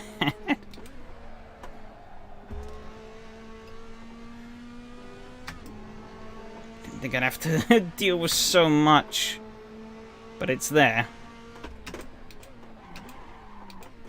I've locked up a little bit. So did they, it seems.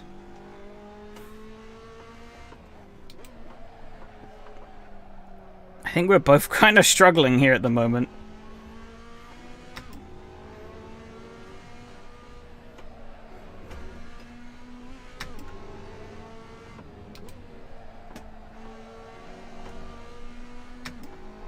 So 290 subs, surely we can make 300. Oh, I didn't even notice that. However, we pulled away more, so that's good. Can let my hair... Well, I don't have a lot of hair, but I can let that down a little bit. Still can't let my guard down, but... It says 298 here. Damn, Fred. Always you, eh? Always you. Bit of understeer.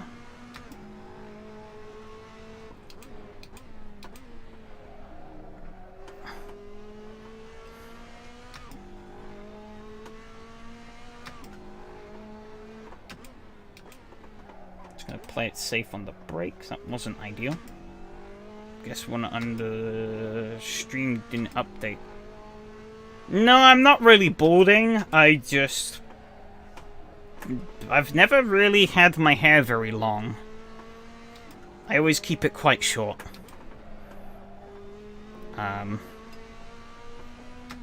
So who knows? Maybe I am balding and I've just never noticed because my hair is naturally very short anyways.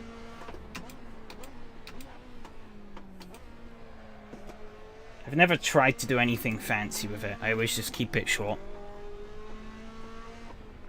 Nice and easy to look after in that regard. I always thought you had a redhead afro. Well, it seems to be you're wrong about many things about me. I'm nowhere near that extravagant, I'll tell you that much. Oh, there we go. P3. Consolation. Whee.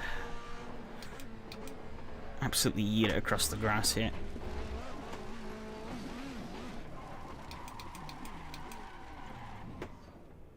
Oh.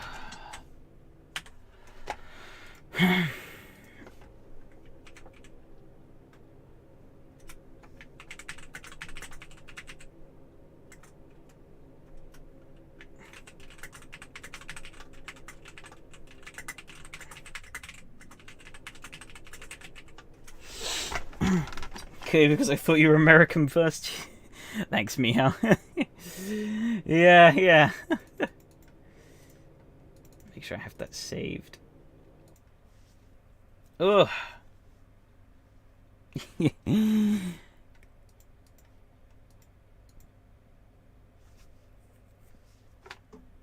The good old zero traction control start came in clutch again.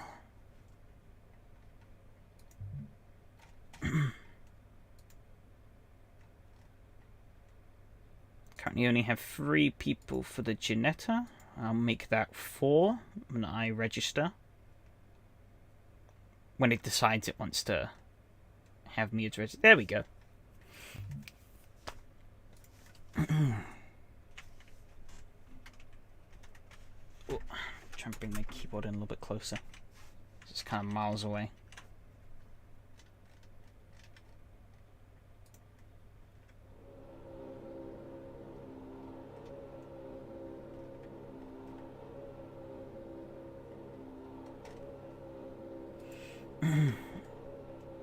Yes, this was pretty decent one after the I've joined but I drunk too much to drive. Fair enough. How is the new shed going anyways? I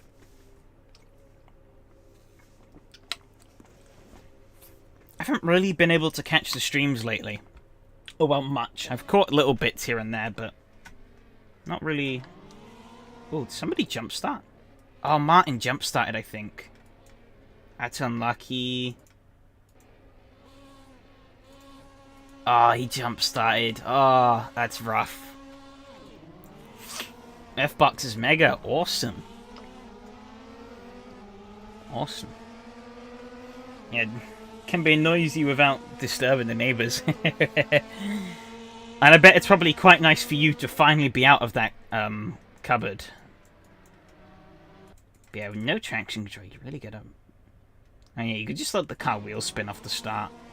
Car doesn't try and bog itself down.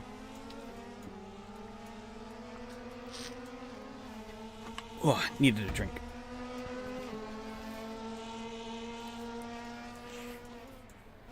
He kind of dived it up, but then he kind of decided to not really do much about it.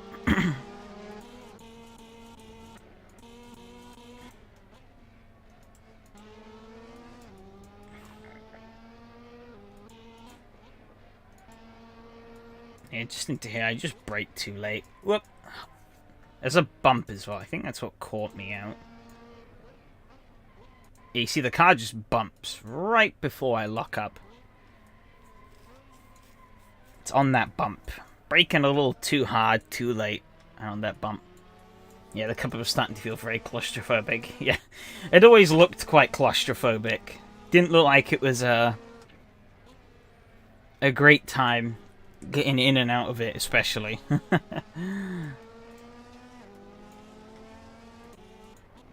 I kind of hung with him for a while and then got killed by the understeer.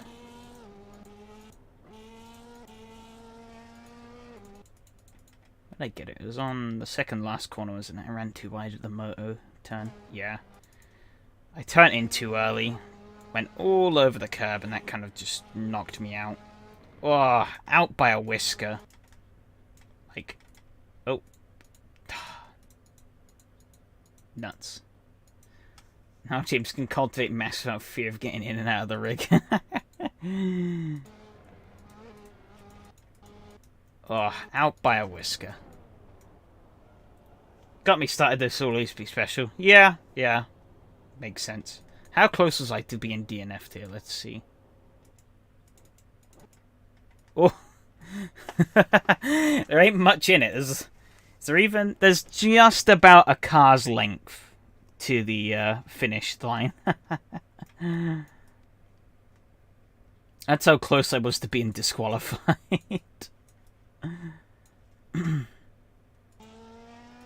Fantastic. Yeah, if my foot had as much slipped on the throttle at any point there, I was done for. And that obviously gave Aurelian a huge run. Huge. And he kind of got it really wrong on the exit here. I sort of followed him in with the understeer, but carried more speed out as he wobbled all over.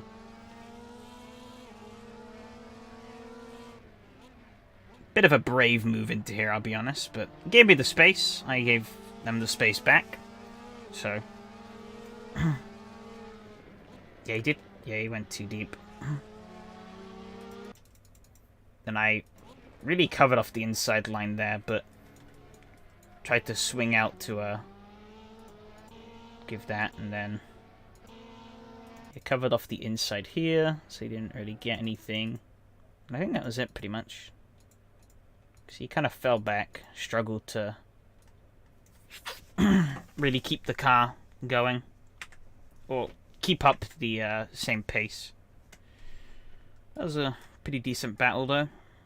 A little scuffed, but not really much we could have done about it. The cars were definitely not...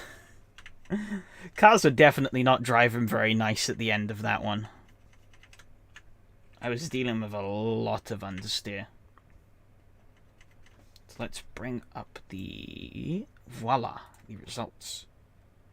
Ferrari, Barcelona. I actually had a faster lap than Victor. 43.5, he had a 43.6. Matteo was just on another level, over a second a lap faster than everyone else in the field. And Martin just didn't really have the pace to quite catch up. I didn't see what happened to Stoyanovsky. Oops, didn't want to do that. Just disconnected 6 laps in. Only did half the race. And Thomas did 1 lap and then quit. Guess we can go and take a quick look back at what happened with those two. A pretty clean race. I think that was more because people were quite separated.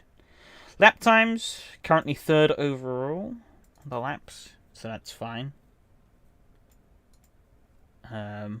But I don't think many people have done this yet, because both Aurelian and Francisco don't have qualifying times registered. In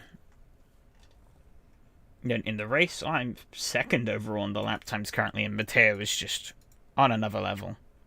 But obviously, some of the faster people like Demis, Evgeny, Walter haven't come back. Or haven't run this race yet, it seems, so... Yeah, it would be interesting to see what sort of times they can whip out. Matteo's been dominant. No surprises there. No surprises there at all. Aurelian in second currently. Martin in third.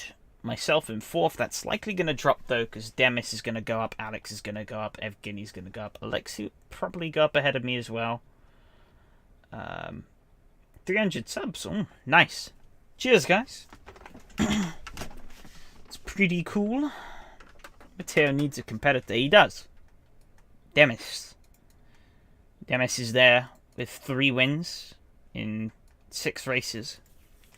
Not as much as Matteo's 6 wins in 6 races, but you know, it's wins in races. Unless he's only doing the races where Matteo doesn't sign up, then who knows. But yeah, in these series that run multiple times a week, this happens. So, not really surprised. We're gonna go and check a peek back. We got time, so I'm gonna take a quick peek back on the replay again. I want to see what happened to those two.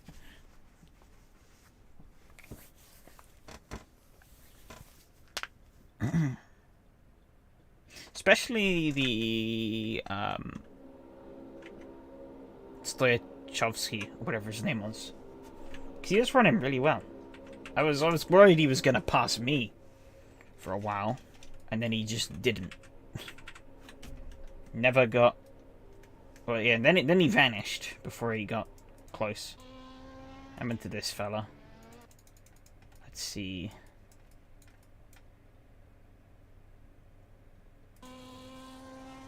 He goes a little wide. And then... Oh, he crashes and then... Almost killed Martin. As Martin tried... Martin did a pretty... Oh, yep, spins again and then just quits. So yeah, how close did Martin get to the rest of the field by the end? He was still quite a way off, yeah. I guess with a penalty that big, you're kind of boned, really. Oh yeah.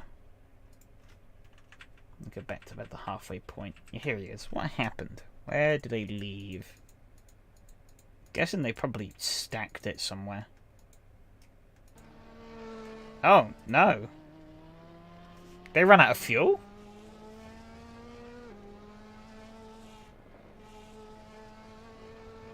Oh no, they might have gotten a penalty. I think they got a penalty. Oh no, they got disqualified! Oh no! Tragedy. Absolute tragedy, they got disqualified. I guess they thought the start-finish line was a bit further down. They forgot that it's like...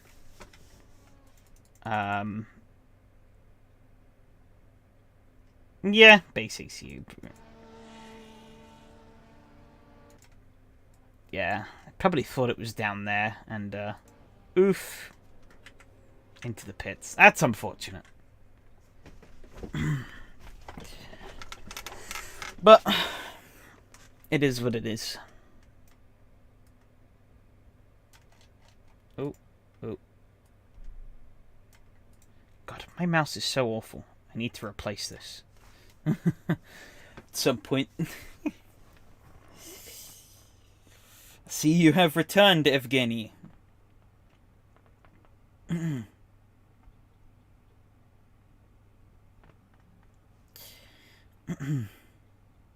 Pro penalty takers like James wouldn't make such a mistake. You watched Martin drive? Yeah, he got screwed big time by that jump start. That really threw him out of it. My stream parallel. The Razer mouse? No. It's I guess it's probably not much better.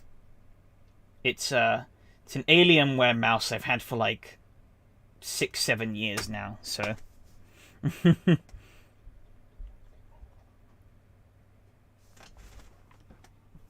got it bought for me. And I was like, yeah, fine. I'd do it properly, Fred. Clutch didn't work, but he was slower overall. I don't think he was that much slower. I think looking at the lap times, he was pretty close. But yeah, the clutch not working is a bit of a yikes. That's not ideal in the slightest. Definitely not what you want.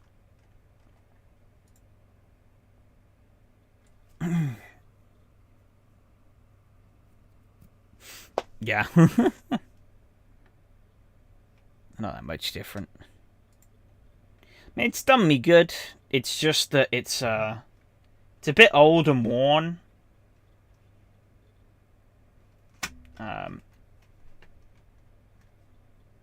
So it's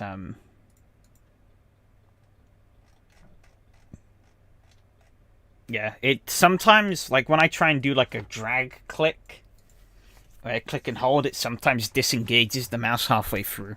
And it's really frustrating. I'll be honest, it might be good if I give it a thorough clean. I just keep forgetting to. Second slower on average, but he could be in the mix with overtaken so hard here. Yeah, definitely. I mean, that's exactly how I held second place for a while. Because I just got a really good start, and then I held up... held up Victor and the rest of the field. Pretty much. But yeah, that understeer in the end killed me.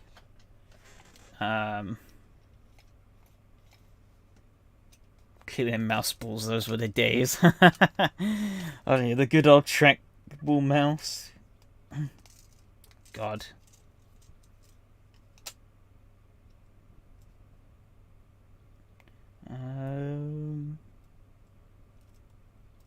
Cheers, James. I don't know if I necessarily say these streams are good, but people seem to enjoy them, so I keep doing them. SRS is kind of slowing down to an end if I am from the faster guys. You might just be getting faster, Evgeny. All that effort you put in is paying dividends. You know?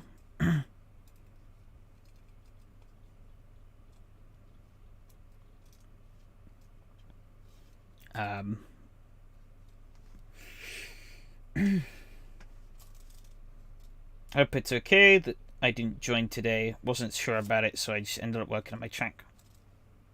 Don't see why it ever wouldn't be okay for you to join. Or to not join, sorry. Because, you know, there's never any, like, demand for people to join. Join if you want to. If you don't, then don't. It's all down to you. Never going to force anyone to join any of these races. I want people to do it purely for the fact that they want to be there and want to have some fun. And if you didn't think it was going to be fun, then it's fair enough. Fair enough. I've skipped out on some things in the past because I didn't think they'd be fun. But, yeah. Told you front left was screaming at the end. Yeah, my front left was on fire.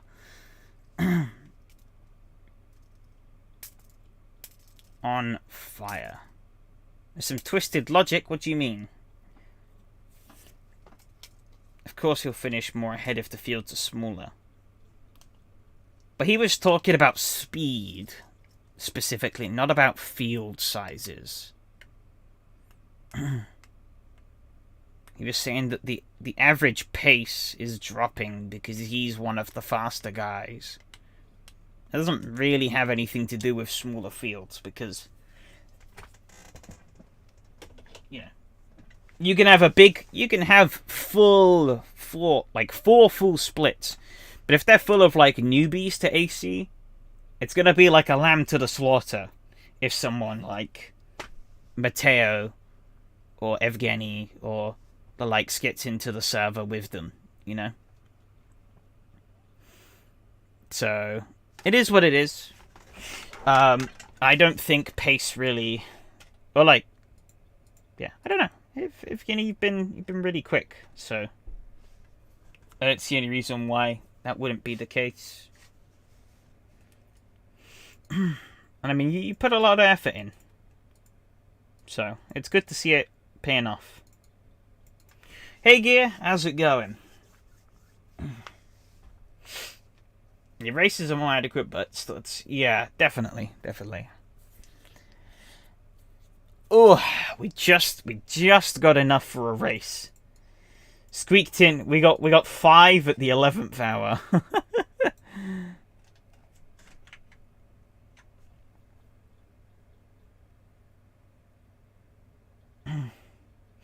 But yeah, we could definitely use a bump in numbers. But if people don't want to race, people don't want to race. I think forcing people to race when they don't want to is definitely worse than... I'd rather have them not race than have them race and have more numbers, because if you're not in it, you're not in it. You're not really going to be... Not really going to be doing much. Just got an effing cold. Ugh, unfortunate. Hopefully it's not too bad.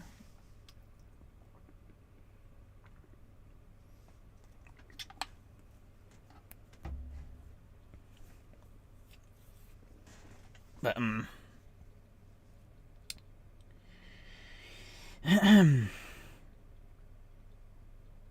yeah, I don't know. It's a topic we've spoken about a lot, and it's still one I don't really have much of an answer to, so it is what it is. Nah,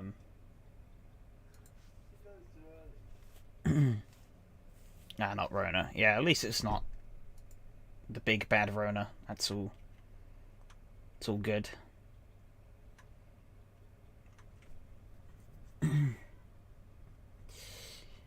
Ooh. Okay, I think the server should be up by now for the Janetta. Oh, yep, there we go. Speak of the devil, it is live.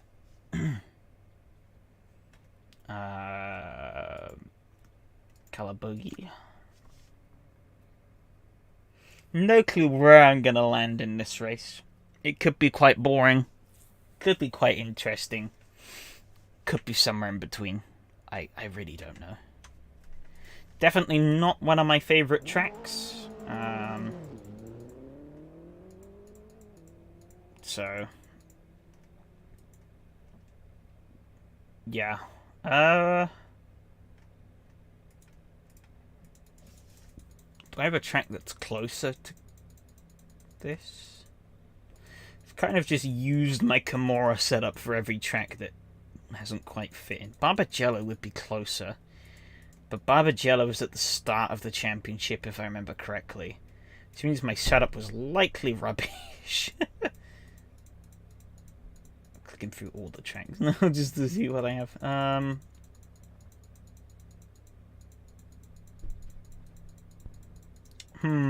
don't think I have anything. I guess we'll just run with the Kimura setup. And praise be that it's good. It might not be. It might be absolute rubbish. Just have to hope we're still on the replay HUD. There we go. Oh yeah, of course, I need to remember this is the shorter track.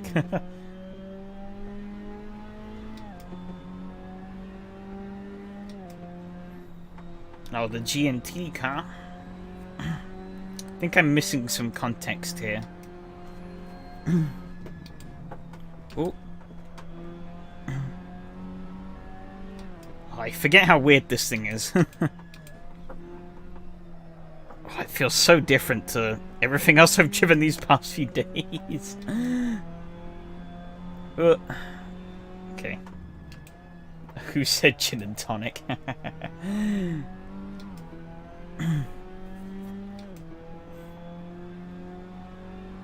No idea. No Michael here tonight, though, which is a oh, I was... Yeah, I definitely didn't anticipate that corner a bit too soon. But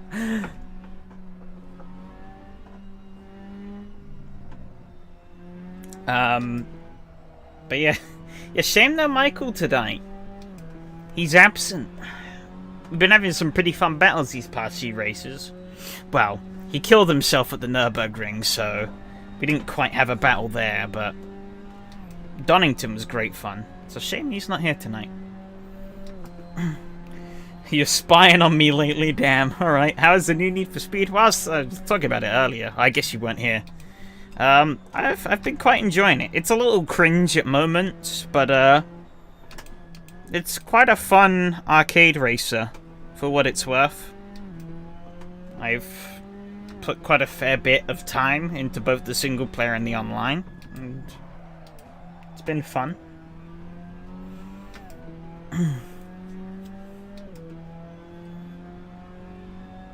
And that's coming. I think it's probably the most playtime I've ever put into a Need for Speed game. Because a lot of the I've tried a lot of the previous ones, but they've just never really quite clicked with me in terms of how they drive. Like, I know people love Most Wanted and Carbon, but I just can't really get with their driving physics.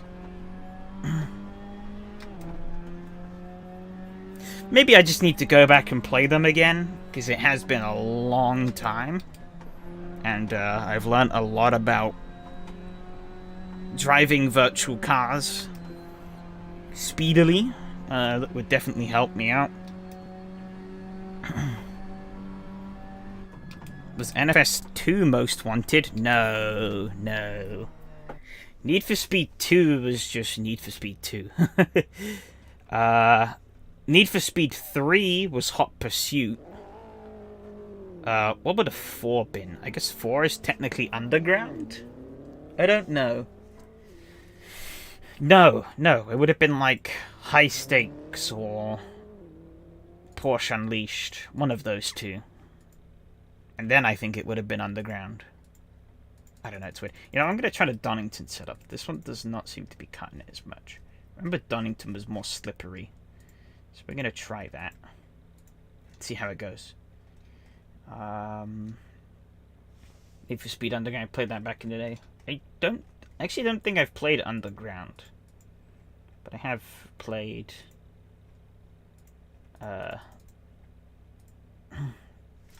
Carbon and Most Wanted.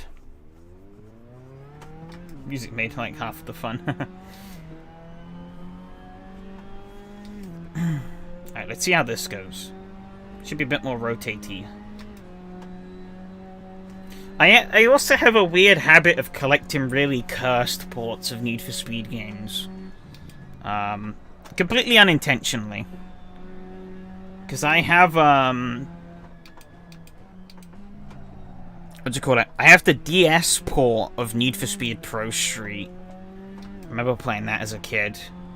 And, oh, bit of oversteer there. And then I also have the Windows Phone port of Need for Speed Undercover, which is a port of a port, because it was a port of the iOS version, I think, over to Windows Phone. The car did not like that curb. Whew. I'm not really a game preservationist, it's just random rubbish I've owned throughout the years. Yeah, Supercars is fun on this new layout I've made. Was there a Need for Speed Paradise? No, you're thinking of Burnout. Burnout Paradise is quite fun, though.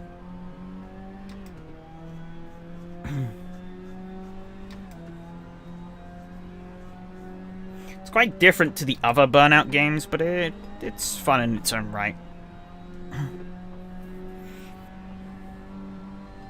Yeah, that's it, yeah.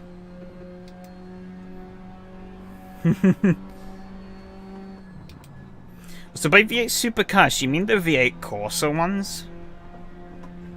I'm guessing, Adam? Or some different ones. Because I'll be honest, I tried driving those V8 Corsa ones, but they don't really click with me anymore. I don't know if it's me or the cars, really, but something wasn't right. After Need for Speed Underground, I associate this franchise with Fast and Furious, and I went down fast. Technically, Need for Speed Paradise most of my 2020. Yeah, I guess. But it wasn't officially named that. Oh my god, my nose is so itchy. Bloody hell. I go on to weaken up the brakes a little bit. Yeah, those. NFSU and NFSU2 is really the reason I have a rig now. Ooh, nice. I am pretty much last in qualifying. Fantastic. Oh, this car is getting loose over like every bump. What the hell?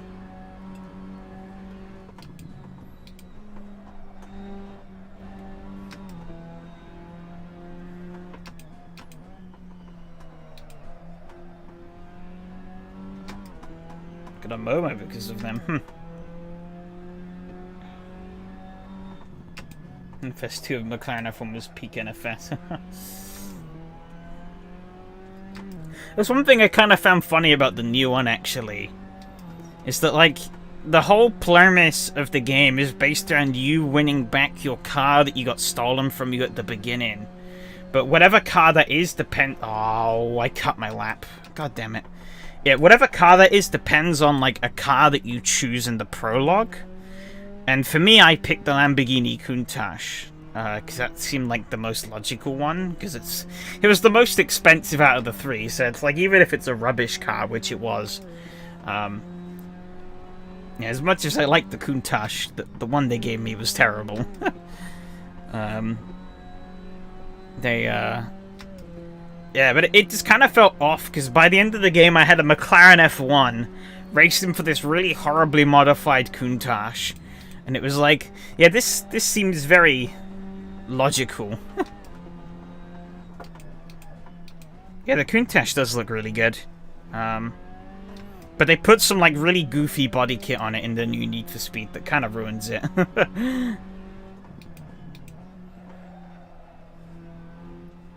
And I F myself again GTR 2 and it was all over. I was hooked.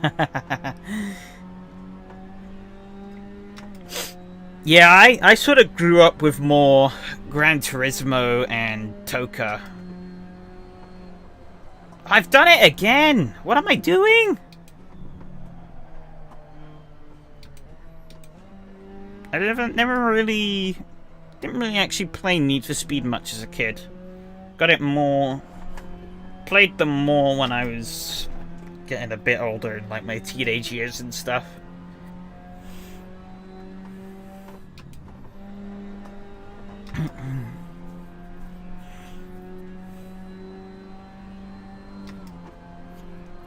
Gran Turismo 3 was like my bread and butter in my childhood, pretty much.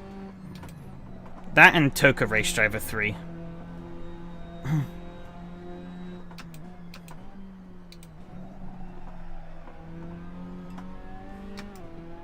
And most weren't ever good for a kid. A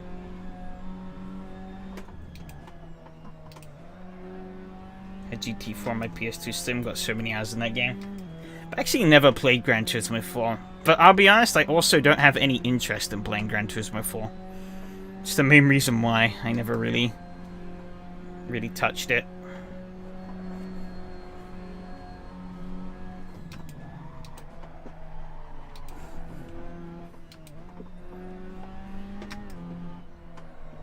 That was kind of awful, but we'll see where that gets me. Oh, big snap there. Sorry, Wang. Punt turbo Fred with wing. I'm still fourth and I've missed the corner like a moron. Bin.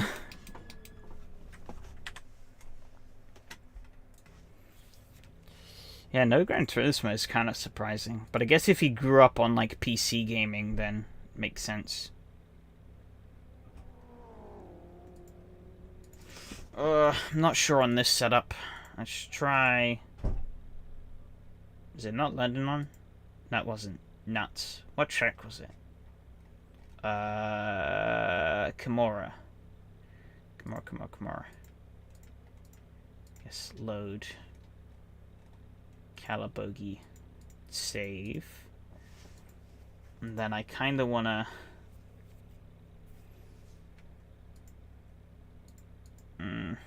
try that, maybe?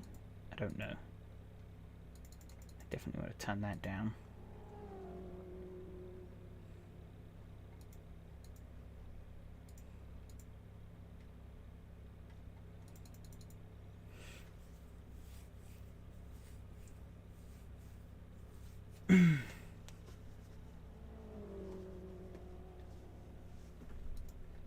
Yeah, this could be disastrous, but last minute changes, they always go well, right?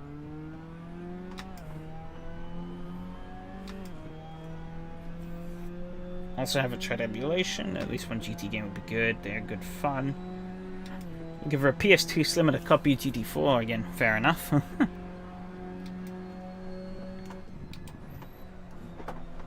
I'll be honest, when I went back to Gran Turismo, I just emulated it on my PC.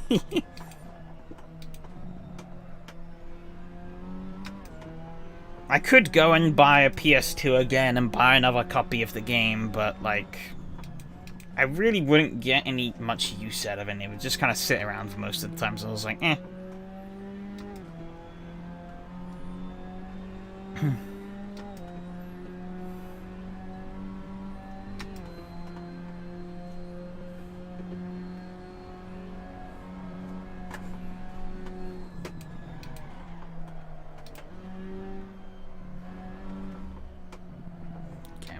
Just get a chance to trial a lap with this setup and see what kind of time I get. Not feeling this though. Definitely quite a way off the pace. Should be doing some GT7, but not sure what it would be like.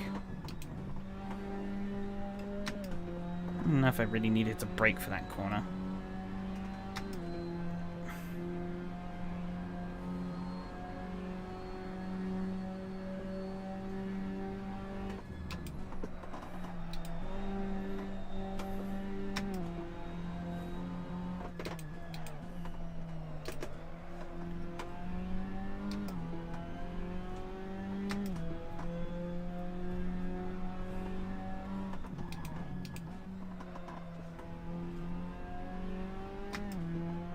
PS2 on them would look nice though? Yeah, I guess it would. I actually had both versions of the PS2 as a kid. Had a fat one and it died, so then we replaced it with a slim model. PlayStation 2 really went on a diet though, between the fat and the slim. Like, the slim is so much smaller than the fat model. It's kind of crazy.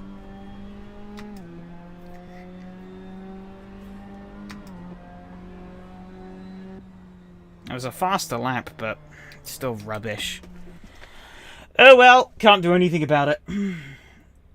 I mean, AC is slowly but surely turning GT. How many cars, tracks mod, how many campaign mods there are out there? Shit, because yesterday some people were ready to start in animations and it's a multiplayer as well. I had a fat 3 that died still in the loft. What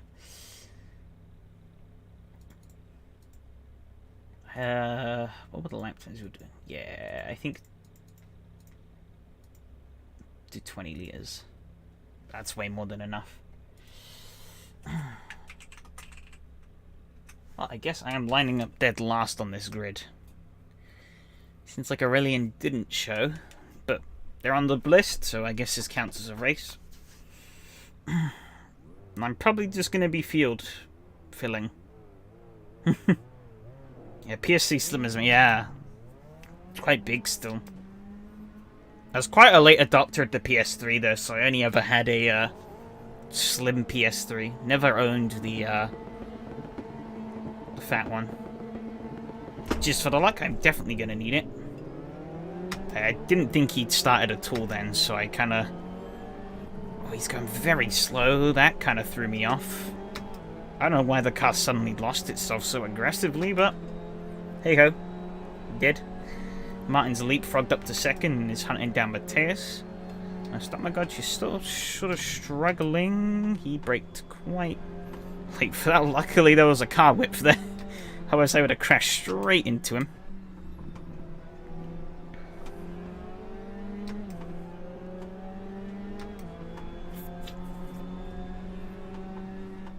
This layout isn't as bad as the full layout, but I still don't like it. Calabogie is just a terrible track in general. I don't know how the Canadians could build a track that's as good as Mosport, and then go and build a track that's as terrible as this. But they did. Oh, bloody hell. Oh, I'm just trying to kill myself here, it seems like. However, these two are quite close for second. It's good being. So of course, evolution is. Yeah. I mean, if it ever gets finished, that is. We'll have to wait and see for that. Are they not braking into this first corner? If so, that's where I'm losing so much time. Don't know the few cars I've driven in real life, and the sim is. Oh, the corner. Sim is not too bad for comparison. Oh, okay. Good to know. You know, it actually kind of shocked me in real life seeing just how tiny this car is. Like, it is tiny. You don't really notice it on the sim that much. I mean, like, you can see it's a small car, but it's like, in real life, it's like literally a shoe. It's minuscule. I saw it in it was in a race against some other cars. It was sort of like a club endurance sort of spec thing. That it was eligible to race, and yeah, it was absolutely tiny.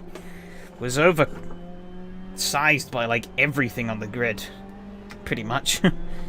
Just looked weird seeing this like little car just scurrying around between them all.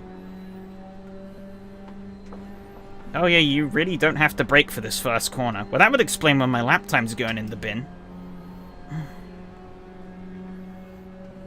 Yeah, they can corner. Not wrong about that. Oh, Martin got a big wobble on. Well, looks like we might actually have a bit of a race on our hands. Not sure how I'm gonna really overtake here, but things can happen. There's also Redline Stars careers on RaceDepartment too. Huh. Never heard of that. Might take a... Not that I'll ever use it, but I might take a little peek. I did download that Racing Life for AMS as like sort of a... I was like, yeah, I'll use this to push myself back into playing AMS2. It didn't work. I mean, not like the app didn't work, but I still haven't gone back to AMS2. Oh, I got all squirmy over that curb. Nearly binned it in one of the Craner curbs. I nearly binned one in the crane. Oh, I'm just braking for that corner. I keep doing it. Craner curbs in Donington once aggro. I can imagine that was a bit of a scary moment. So 2 to 3 more apps still considering.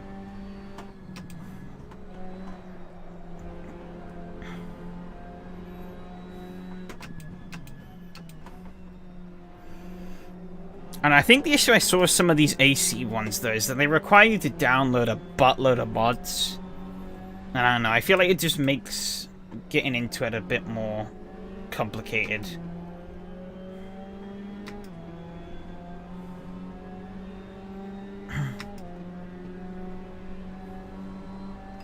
These two definitely seem faster than me overall, but they seem to be tripping over their heels a bit, which is allowing me to stay up. I'm almost killing myself every lap over that curb, which is not great, but...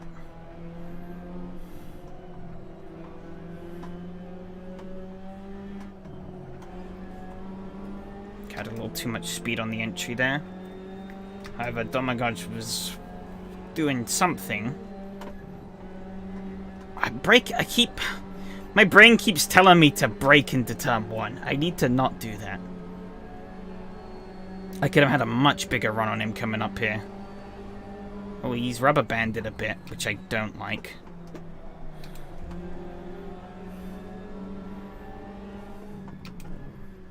I kind of want to get past him, because I think I'm quicker than him. Looks like Martin may be slowly scrolling away.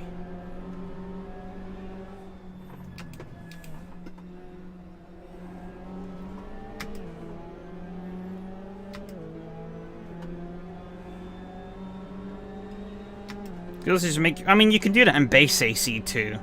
You can make your own custom championships with like your own scoring systems and stuff. It's literally what I do for the I'm trialing the SRS stuff. I just make like a mock championship, but instead of like 20-minute races, I make them like 3 to 5 laps, just like short little sprints, just to kind of get a taster of what the actual thing will be like. Galaburgi is very hard check to get right. I actually really like it here with a bit more time. I don't know. I've raced here a few times. I've never really liked it. It's just kind of a bit of a fumbly track. Oh, Martin! He's had a big off there. Oh, he's kind of spooked on my gudge, though. Just open the inside line for me. I'm gonna take it with an open hand. Scythe my way on through.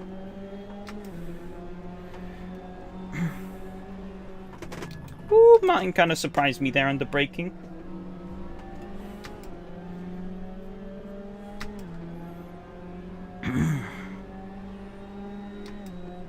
Okay, I have to catch up on chat in a second.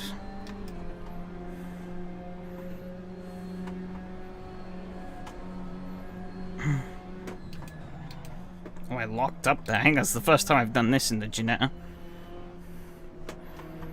don't think I've ever locked it up before.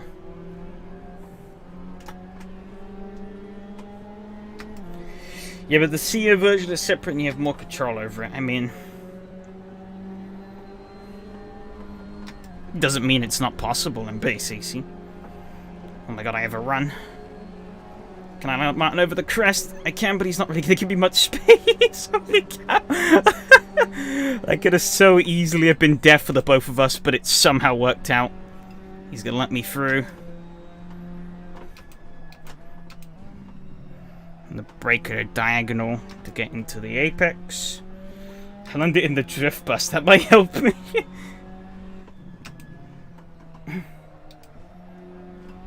Maybe. Nice, cheers. Oh, that was a very risky move. Tonight has been the home of the very scuffed overtakes. Is that really hodgepodge overtaking with Aurelien in the Ferrari, and then there's that one on Martin. There really wasn't space there. But I saw an opportunity and I took it.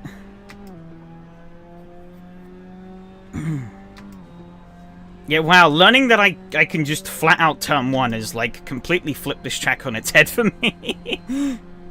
Not really in terms of driving, I'm still kind of on driving it. Oh, I think Mateus might have binned it. Yeah, he's losing a lot of time. He's bottled it for sure.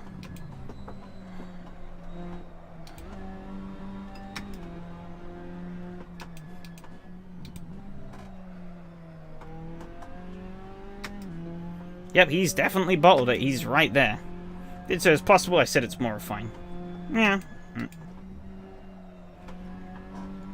When you said it the first time, you said in CM, which would imply that it's only possible there, which is not true.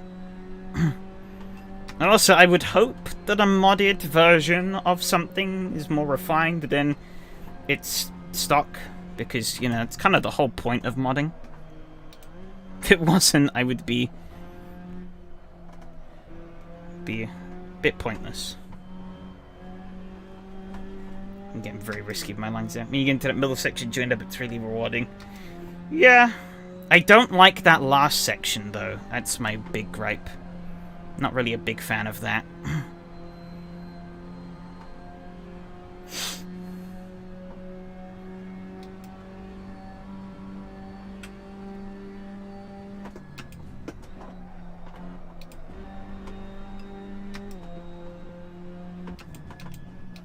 New physics coming in. I assume you mean CSP. I don't know. I'm not a fan of new physics, unless there's like a genuine big problem with the physics. New model, new ring physics. I think, oh yeah, that's all like rain related stuff, isn't it? But like, I don't know. Like, I feel like adding in like new physics to something definitely segregates the player base. I keep clipping that curb. I really should stop doing that because it is killing me. Anything to do with CSP. Well, I'm just saying. I'm not a massive fan of major game-changing elements when, you know, because it kind of cuts the community in two. You kind of see it with Richard Burns Rally. Richard Burns Rally is very fractured in terms of what you can do. Like, the majority of players these days are Rally Sim fans, and they use the, but, like, you know, there's so many, like, different versions of RBR out there that you could download.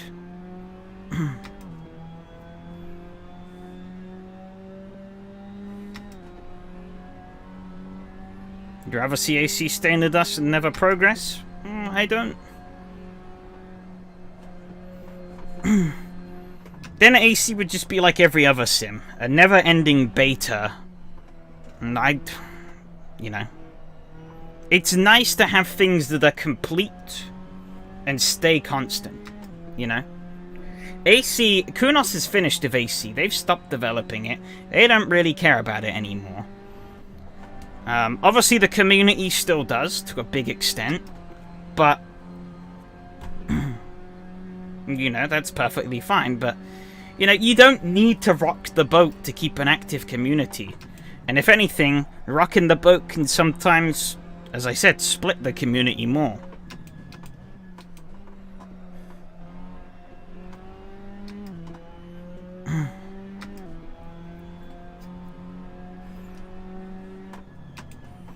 You know, it is, you know, in a world where, or in a gaming landscape where people love to change everything every day.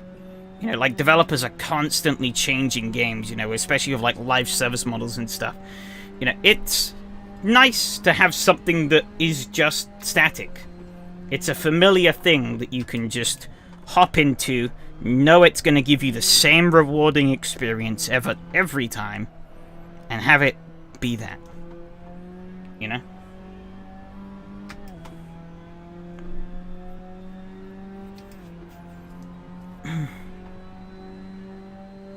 And clearly Kunos thought the same, otherwise they would still be working on AC. Because AC is like 3 times the player base of ACC. And it still shifts units to this day. You know?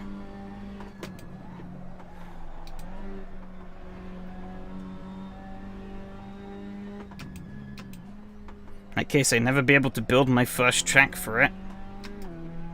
I'm not sure why that would have any impact on your track.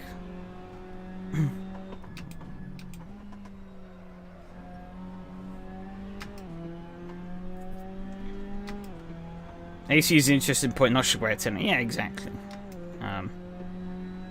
You ACC, it feels weird. Yeah, I agree with you on that point. Where am I going? A bit of drunk driving there. Relian seems to have joined, but I guess they're just going to get their 3 laps in and bugger off because they've tripped really late. Need to test the Bennett again. However, Martin is becoming a threat now. But yeah, I didn't really like ACC either, to be honest. Kinda sucks. This AC is better specs and unlocking more options would be a good thing. It's a poor man's sim. And I could throw the counter argument at you that like pretty much all the things CSP is doing is behind a paywall, but you know, I think that's a bit of a fruitless argument to make because somebody could just go and do the same shit for free, like what we have with like NGP on Richard Burns Rally and stuff. I don't know. I had a similar argument in another community that I moderate quite recently. And it was I don't know. I don't think it's... When you have something that's already been long established on a norm, rocking the boat just seems kind of like a stupid idea. Because you just drive a wedge in the community that never really needed to be there. Guides are learned for someone who went CSP and how to implement stuff for tracks and whatnot. I don't see how that changes things, though. Just because he... Like, with that logic, or with what you're saying, I don't really understand the point you're making. Because what you're saying there, if anything, is like, oh, he uses CSP, therefore he can't... I don't know, actually. I can't put that into words. I don't understand what you're trying to get with that. Without his guides and knowledge, I wouldn't have a clue how to use the software. But I don't see how his usage of CSP is important in this. I don't understand what you're getting at with that. Anyone could have made those tutorials. I could have made those tutorials. You know, I could have bought Racetrack Builder and done them myself. So I don't see what that has to do with any of it.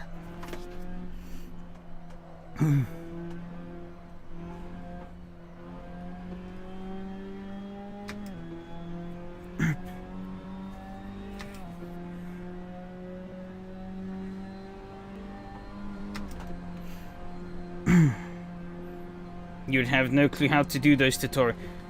You never... Well, I mean, if I spent enough time with... That's not my point. If I spent enough time with the tool, I would know how to get those things.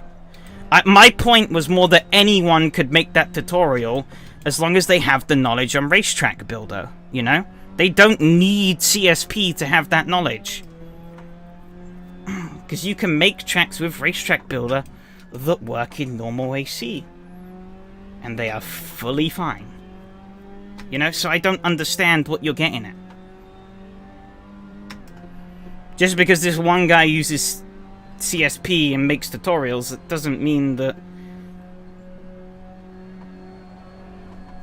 you know, he can't make them.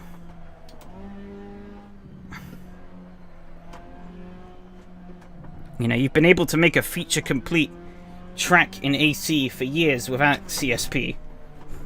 Oh, I'm fucking up now.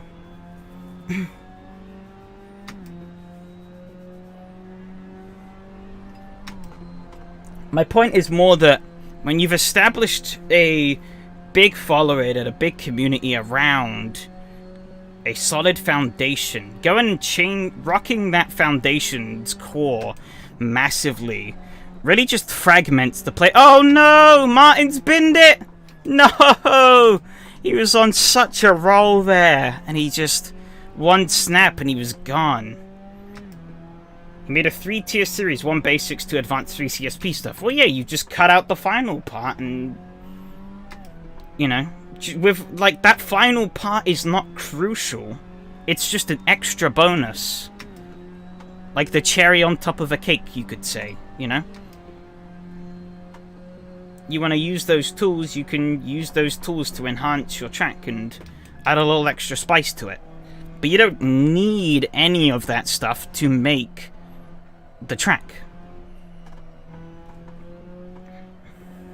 That's what I'm getting at here.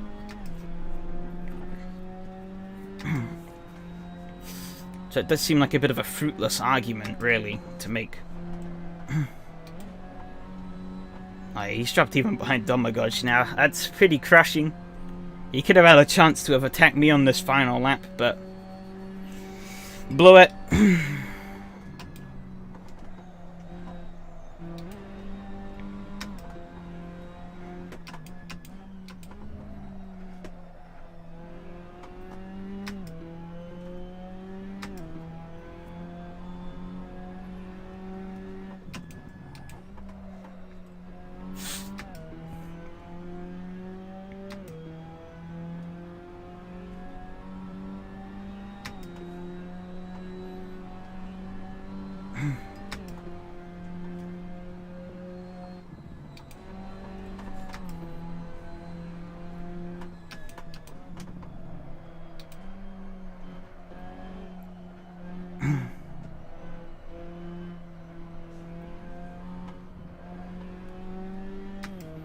P2's good enough. It's pretty good turnaround. Turns out learning how to take one corner properly is all you need. Oh, I killed my engine there. Learning how to take one corner properly is the difference.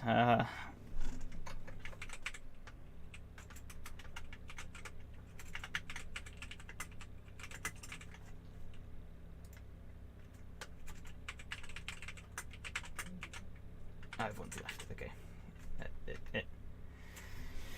Yeah, who would have guessed? Not breaking for turn 1 was the difference between finishing dead last and finishing second.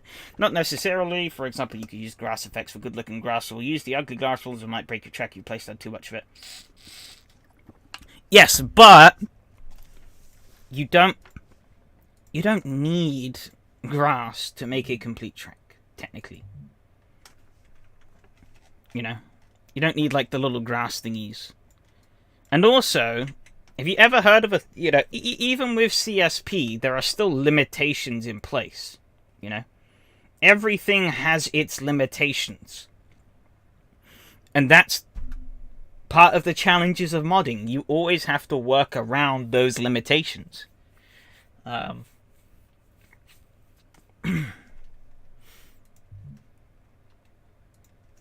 Yeah, and it's one of the things that makes it challenging. There are limitations in place, you have to work around them. GM would disagree. Grass is his most important factors. What does me knowing... I don't understand what me knowing exactly what the limitations are has to really do with the argument, though. The point is, everything has limitations. I don't need to know what they are, I know they exist. And they're always going to be a problem. No matter how much you change things, there are always going to be limitations on things. Oh my god, you got a terrible start. You say like I know. I'm not saying I know, I'm stating it as a fact, because it's a fact for everything. Oh, I think getting on the brakes is what unsettled me there. Yeah, just got on the brakes in the car and... Pfft. See you later. I almost killed him there.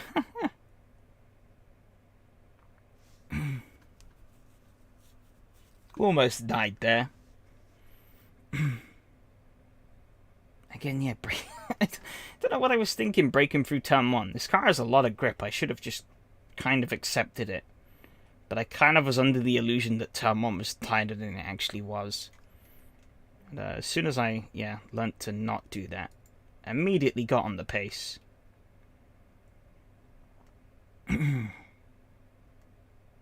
After a couple of hiccups. Where's the overtake on Dharma? God, I think he screwed it up, didn't he? Oh, yeah, Martin got on the grass and that threw him off. Opened up the inside door, and up the inside I went. Nice and easy. Textbook stuff, he didn't really challenge me back. And then Martin... I went for the gap. He was definitely... He was going for that apex. And I was like, no, you're not having it. It's mine.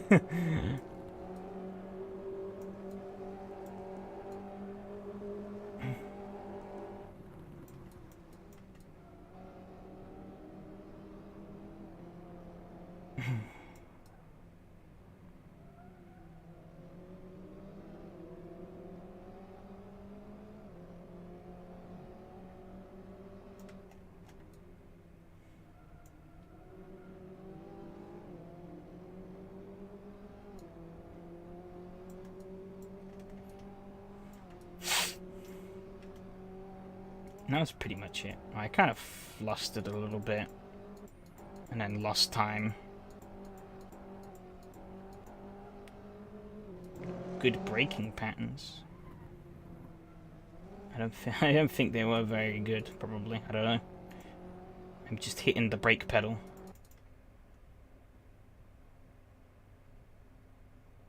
I really looked at my braking patterns. But I know that the pressure of the pedal naturally causes me to bleed off the brake sort of steadily anyways. which can be a problem in some old race cars, because I really have to hold down the pedal to get those like really long braking distances that you get. Oh wait, yeah, because I'm speeding this up, it's like really squishing the brake patterns, yeah. There you go, it's a bit more. What happened with old Mr. Nolly? He died. Yeah, because he was... Oh, he just lost the rear end over the crest. Too much speed, I think. But he had such a big gap, it didn't even matter.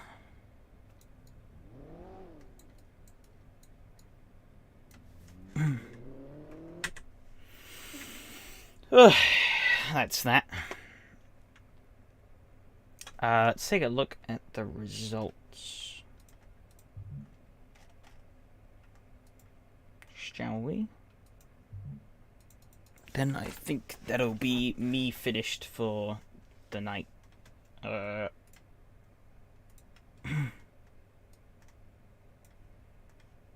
where is my results window? I'm clicking on all the wrong windows. Okay, here we go. Current standings.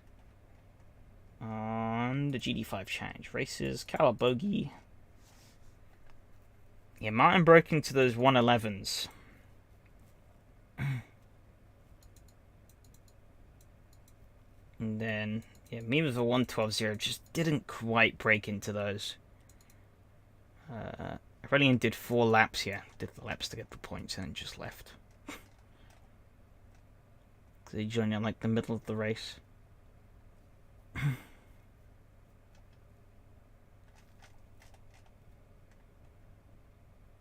Martin obviously got an incident point from when he stacked it into the wall.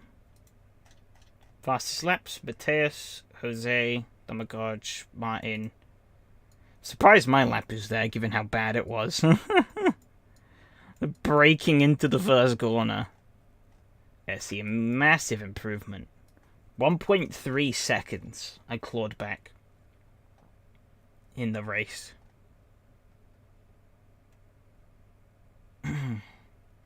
Martin went even faster in another race, crikey.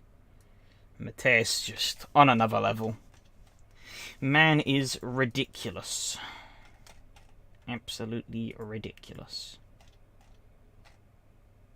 I thought there was some chat there. I was going to read it. Then the standings. I am in 3rd place currently. I think Jess will probably jump up and jump me. Ooh, excuse me. Gianluca might? I think also. Michael. I think Michael probably beat. What am I on? 390. So if we say add 102. Okay, so everyone from Michael and above can get on level with me in the championship or overtake me. Michael, if he wins at Calabogie, he will draw dead level with me in the points. But he has to win. So, easier said than done. Gianluca could jump me if he has a really good result. He doesn't need as many points. Neither does Jess. But there is a chance I could stay ahead of both of those. But with the grid sizes, it's going to be tough. Very tough. Oh yes, before I wrap up, I close that down like an idiot. However, we could take a peek at what's coming out next week. You know what's funny about your take on fragment? The in-depth guide some guys made. GIF Track Maker, the one I was using as a base from a racetrack maker, and it was way worse advice overall. I mean, that is what it is. But like,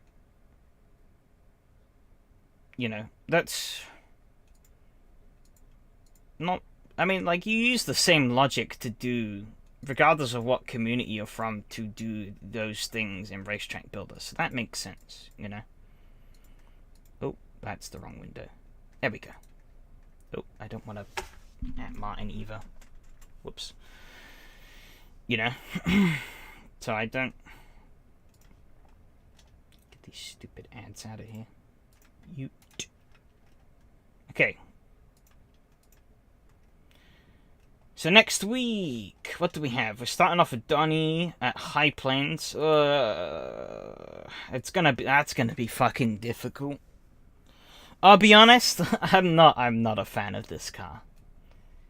It is a cool car on paper, but actually driving it is just... It's been a struggle. I have struggled immensely with this car. Jerez was the only round that I actually did pretty well at.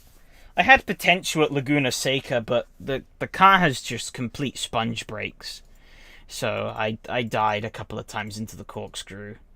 High Plains, though, we did it in the Ginetta, and it was pretty tough in the Ginetta, so I can imagine it's going to be tough here. No ad block? No ad block. Modena, then the worst layout of Modena. But it might work out in this car, I don't know. I'm not sure. The Ligier, we are heading to Grobnik, which should be quite fun. The twists, the undulations, the bumps should make this a bit more of a fun track to drive even if you're on your own, which is nice. Yeah, the Sierra's tricky. We're running the rally spec as well, so it's a bit extra goofy. Yeah, I've really been struggling with it. It's not been all that fun. But maybe it'll click at the end. Ferrari next week, we're heading to... Nürburgring! Oh. God damn it.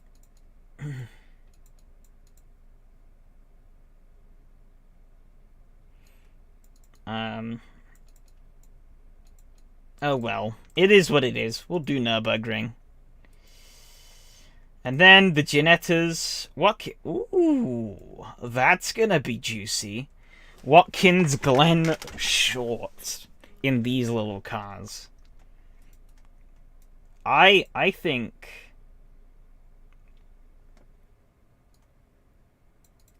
this could be a juicy one.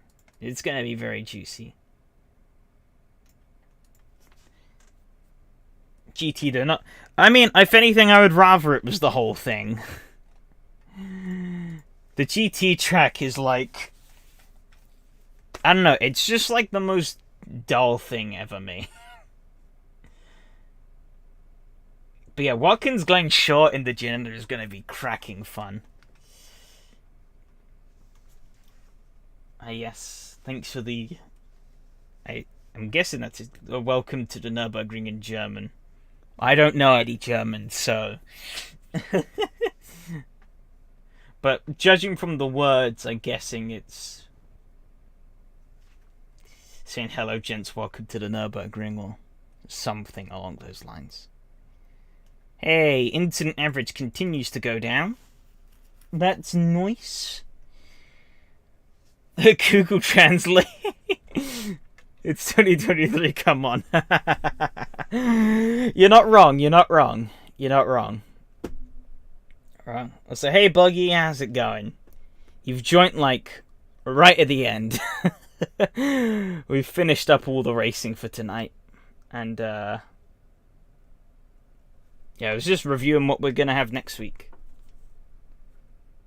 Thought I was at Sebring by now. Nah. I had these races to do tonight. Sebring's a tomorrow problem. Yeah,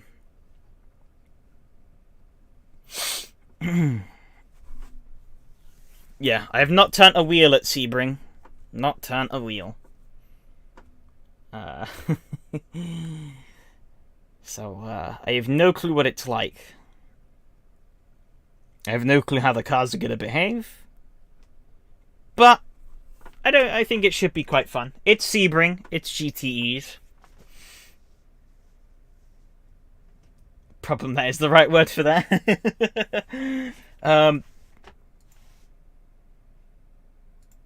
But yeah, I mean, yeah, you and Gav keep harping on that RF2 Sebring is like god tier, so you know, we're you know, I have very high expectations. Let's put it that way.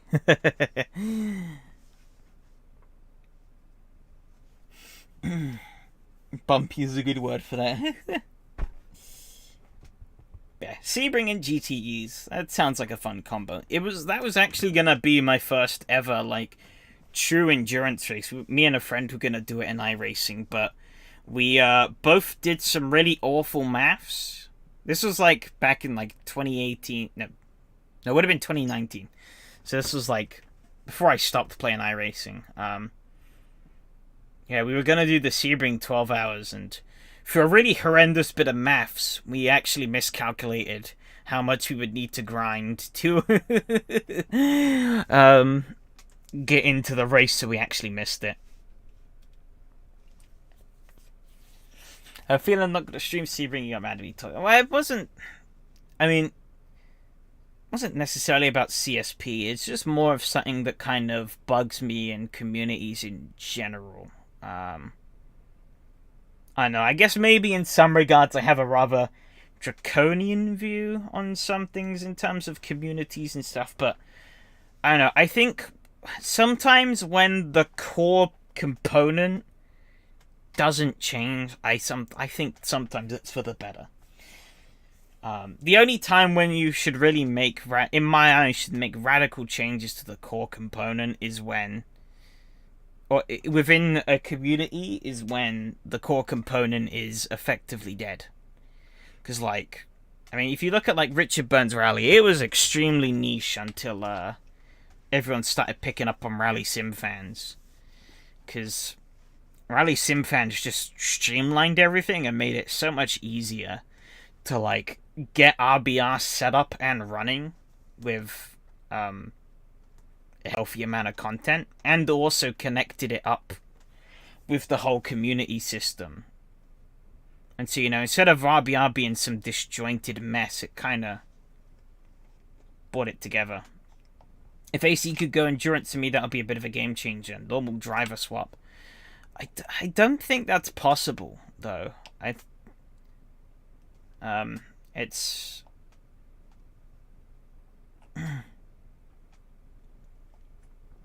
In my case, the devil was CSP.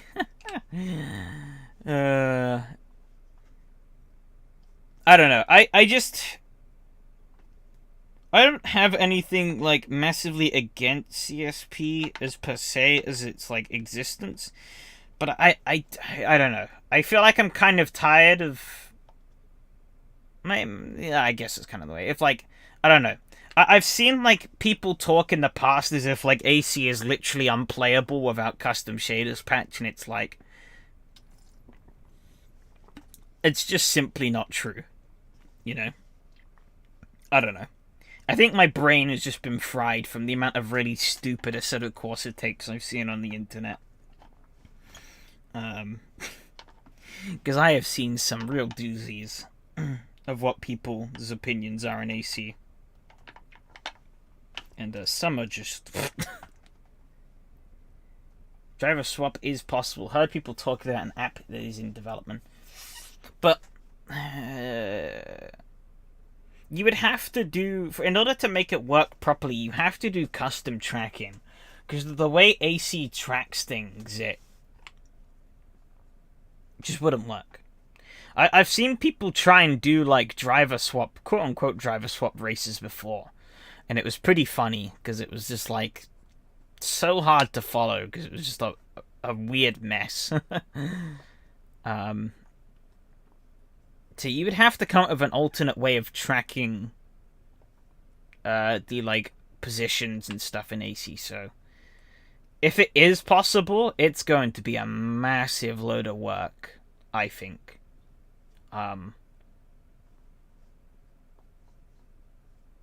So, I mean, I'd be interested to see if people can make it happen. It'd be interesting, but yeah. Also an app which enables virtual safety car segment zones in years for that years ago. Yeah, everyone acts like it's never gonna happen. But I think some of those things have to be like... I think those things like that only really works in like leagues and stuff. I'm not sure if a system like SRS, SGP, World Sim Series and the likes could really properly implement something. Pash had a series recently that used it. I assume you mean like outside of SRS. Or was in a series, yeah. But that was probably like a league somewhere, right? I don't think like an automated series could probably implement that properly. I've returned to after to like 10 months. It has taken my heart. Driven 1,000 kilometers in the last 7 days. Jesus Christ.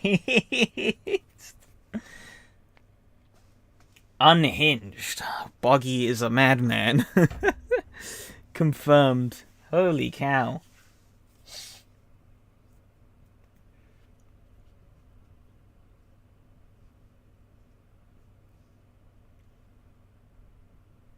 I'll be honest, like, I've seen that opinion float around a bit recently about R Factor 2 being, like, absolutely godlike. But I don't know, I like R Factor 2 when it wants to work properly.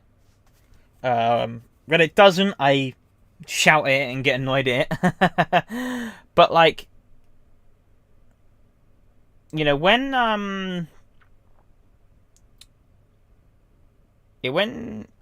RF2 it works, it's fun and all, but I don't know, I've never really been as captivated as some people are by, like, the fact that it's, like, some game-changing magic. I mean, power to people if that's what they think. It's what they think, but, yeah, hasn't quite grabbed me. More than 300 laps at Sebring in the last 7 days. Oh my goodness. Absolute lunatic. Confirmed.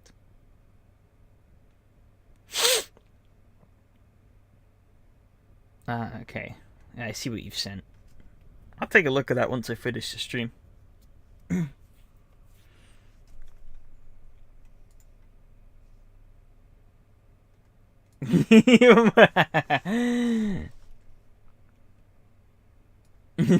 I'll mock you for not practicing. Just because I don't practice. I'm not gonna... I'll poke fun, but not gonna rip people for practicing.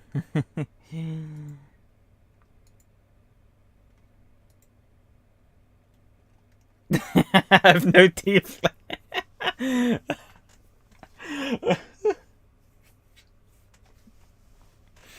Yeah, the IndyCar was really good. I really liked the IndyCar in RF2.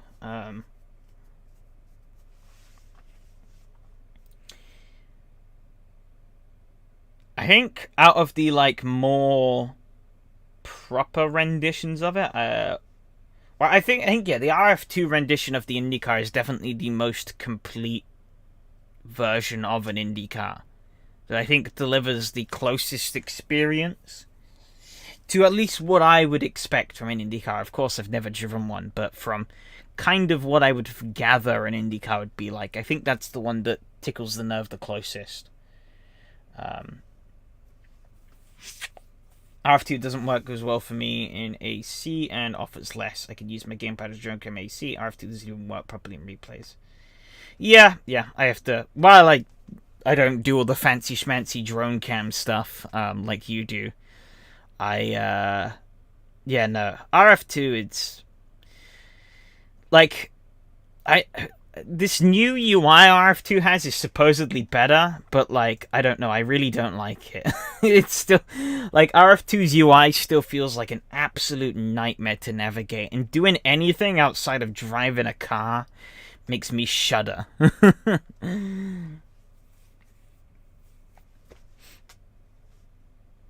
But yeah, you know, when RF2 does work, it's enjoyable enough, but it's not stolen my heart, and I don't think it ever will be. The UI, no, the UI is horrible. Horrible. It's like, it doesn't even like. I think my main issue is it's sluggish. It's not like responsive at all. Things are laid out in really confusing ways as well. I can't tell you the amount of times I've almost left the server on accident. I've almost closed the game on accident sometimes as well. Yeah, the in-game HUD is also pretty bad. I have a custom one from the workshop that is a bit nicer. Oh, no, yeah, I have seen the older one. I saw it in the demo, and it was worse, yeah. It was absolutely awful, but I don't think this new one is necessarily better. It's a similar problem, but it just has a different coat of paint. It looks shiny and modern, but it's still kind of horrible to use. Not to mention as well the setup screen. Some of the setup things just simply don't make sense. I was looking at the IndyCar. There was one setup option where I kept clicking it to the right, but even though I was clicking it in the same direction every time, the number was just changing to arbitrary values, it felt like. Like, sometimes it would go up, it would go down, it would go up, it would go down, it would go up and up and up, and then down and down and down. And it was like, what am I looking at here?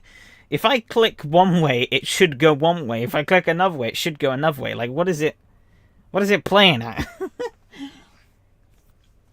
RF2 wouldn't even load for me after the big update. I haven't bothered installing it again since. Oof.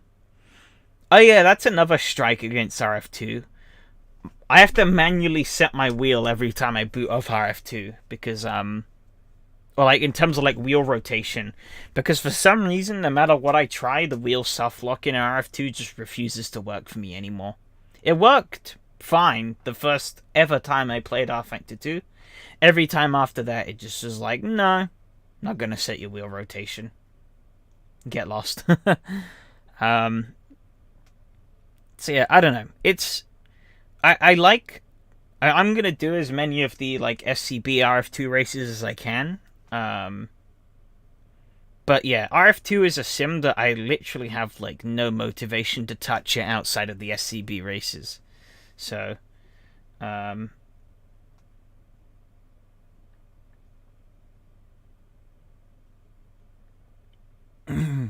you know.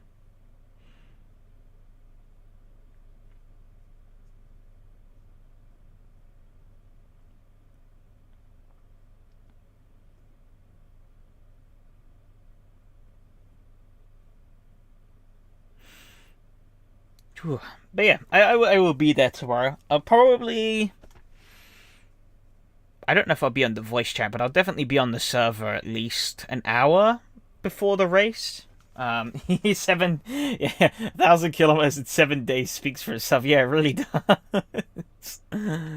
But yeah, I think I'll jump on like an hour or so at least before the race tomorrow, just so I can get a load of laps in, get a feel of how the car is. So I'm not going into the race like completely blind. I at least have some knowledge, but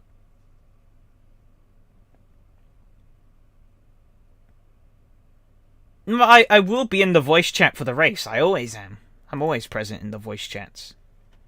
I was just more implying that, like, I think pretty much when I'm streaming here is, like, the only time I'm not in a Discord voice chat. Because when I'm not here, I'm pretty much always talking with friends. But, like, you know, I'll probably be talking with those still before I then jump on over to the SCB chat. I don't know. Depends on who's online and stuff. But, yeah. Probably be loitering around on the server a bit beforehand.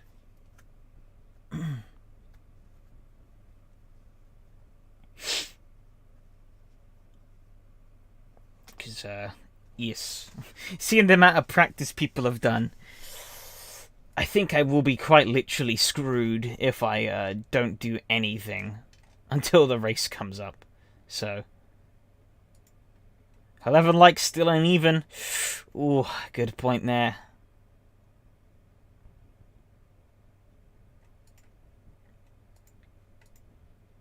Oh, that was weird. Actually, I really like to fire up RF2 for the tomorrow race rather than doing a ranked race in R3 or iRacing. It's weird, but it's like that recently.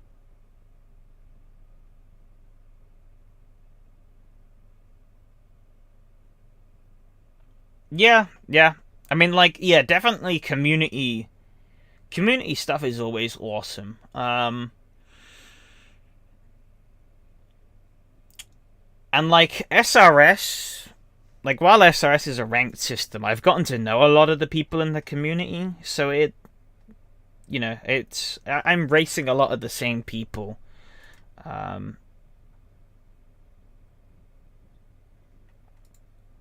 So it's pretty neat getting to know these people and like get really competitive with them and stuff.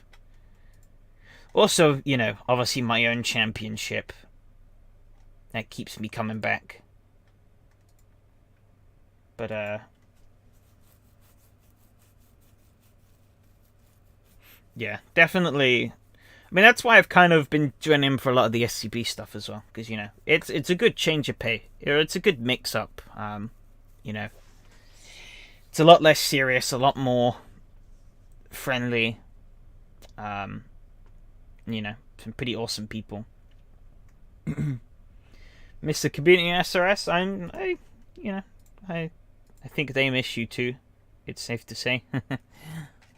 As corny as that sounds. But, yeah.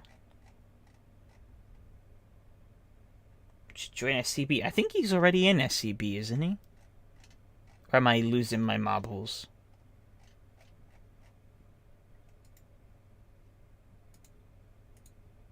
Yeah, he's in SCB already. He just isn't active.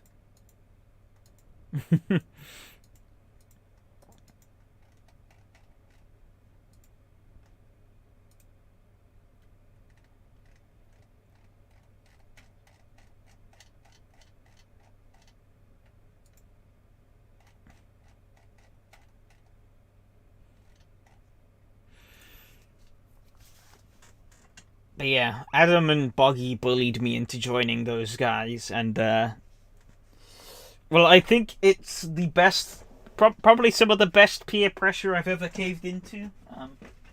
I didn't, and well, maybe not. Who knows? We'll find out in like a few years when the mental scarring kicks in.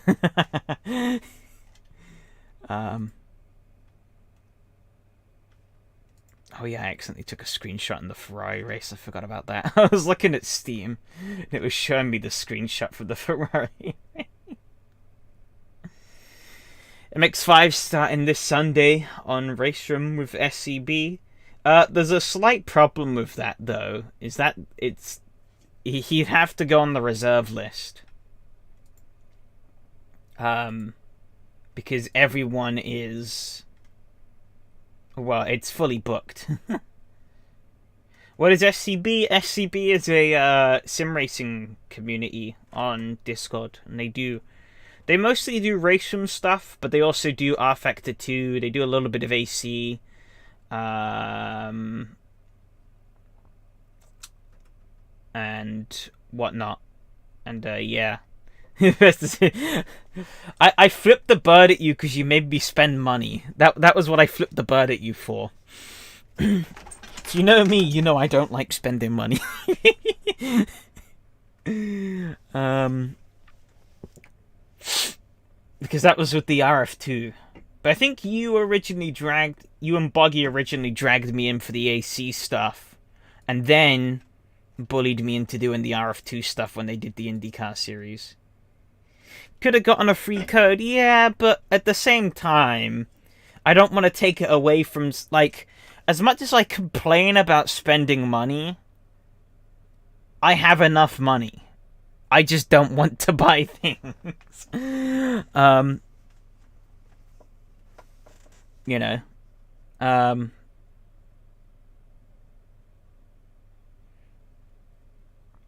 Like, I'm quite stingy with my money.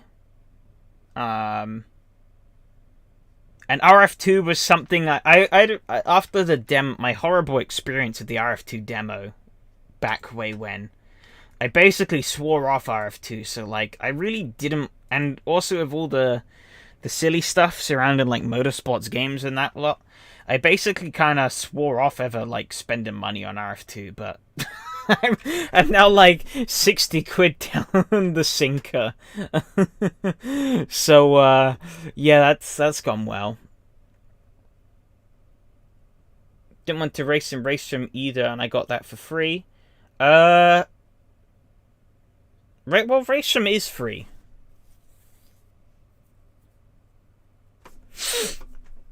But no, the free Racedrom code I had was, I think, James. Yeah, James did a giveaway because he won some VRP, didn't you, James? From that like esports thing. And yeah, he did a giveaway, and I entered it as a joke, and I won. And I was like, oh no. I don't know what I spent that VRP on the end. I think I tried to give it to some people, and everyone turned me down, so I was like, fine, okay, I'll spend it on myself. But you know, like, I in reality, I don't really, like, you know, I'm pretty well off as it is at the moment. I don't have many bills to pay, at the moment at least. So, you know, now in theory is the prime time for me to be pissing my money up the wall. But like, there's not really any point in doing that. I just end up later on in life with no money and deep financial troubles. But you know, I have enough money that throwing like 100 quid on like games every now and then is like, as long as it's not like I'm doing it every month, then it really doesn't matter. I can get a DD wheel. Yes, there's a big problem with that. Big problem. Is that I don't have... If I was to get a DD wheel, I'd obviously need a rig. But I don't have space for a rig. Which means, in order to get a DD wheel, I have to buy a house. And that then spirals what would be like, I don't know, like a couple of £1,000 into £400,000. You know, it's quite a jump. Get a rig also. Oh no, I really don't have that space. I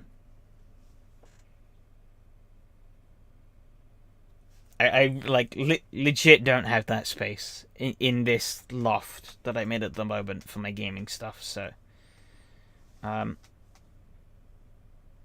just buy the house. Yeah. I'll just, there you go, house bought. I'll just get a. Yeah, I've seen like the CSL DD and the Moser come with clamps, but I don't feel confident booting it, like hooking it up to just a bit of wood, you know, because that's all I have it on at the moment. Like, this desk, unquote, is less of a desk and more of kind of like a countertop. To actually get my Logitech wheel mounted in it, I had to like cut some inserts into it so I could actually screw the mounting brackets of the Logitech on.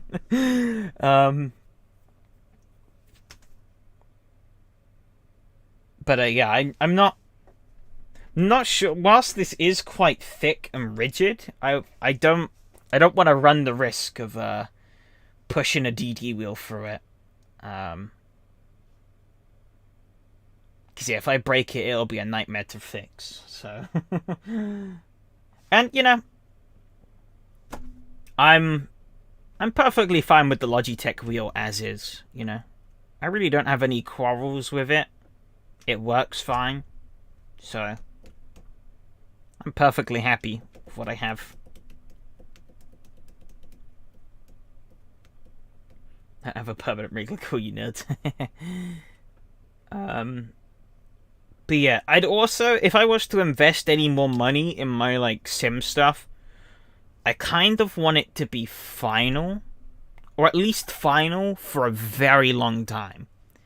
I don't want to go, like, mid-level and just be like, eh, and then have to buy something else, like, a year down the line. Built a shed around it. It's very true, you did build a shed around your rig.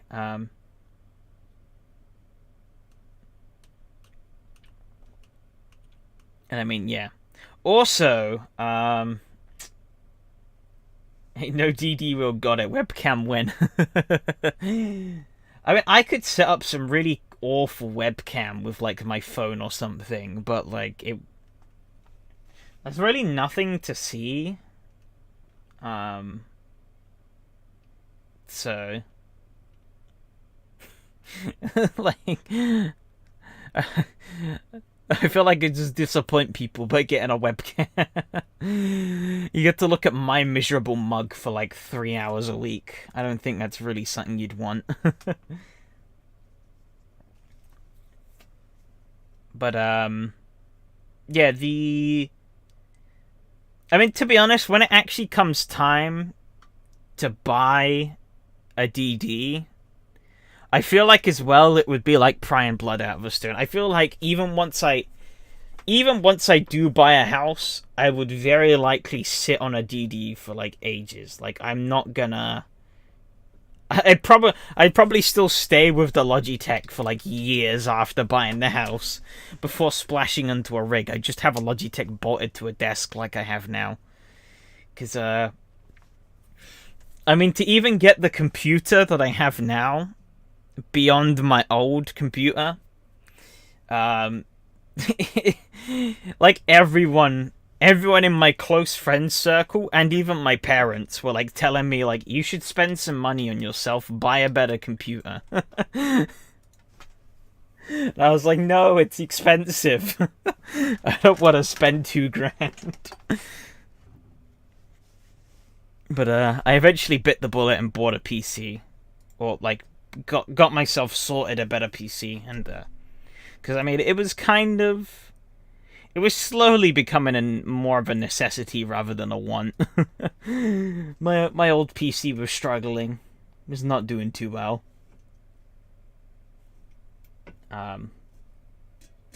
But yeah.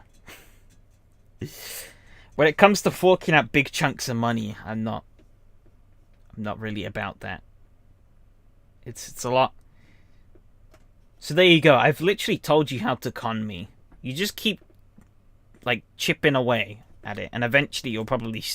It'll take like 20 years, but in those 20 years, you probably pry like a lot of money out of me. You know, like £5 every month or so. How much would that be? How much would that be? 5 times by 12 would be 60 a year. And by 20, 1,002. Okay, that's not a lot of money though. I mean, I guess if it's for free, then I would take a free £1,000. But I don't know. Really awesome. Built something around your rig as soon as you buy it. After you have to build something. True. But yeah. I think the main thing I'm working towards at the moment is obviously getting my own house. But with the current economy, it's not great. Not great. It's gonna be a massive commitment. And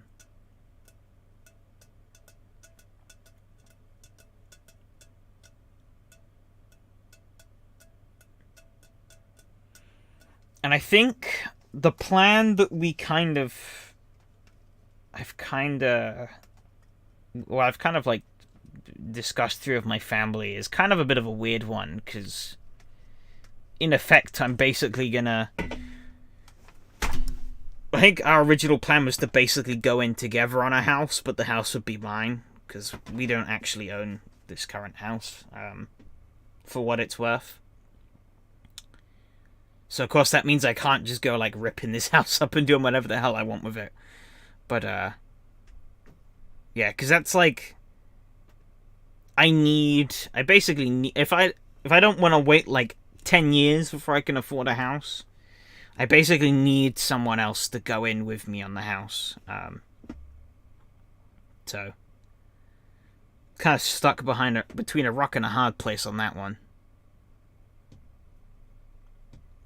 And we were actually looking at going into mortgages last year, and then the whole shenanigans with like the mini budget, Liz Truss, and all that lot went down, and our economy absolutely just hit the bin. And I was like, oh god. Because while like the economy eventually bounced back, I don't think the mortgages quite have yet, which is really annoying.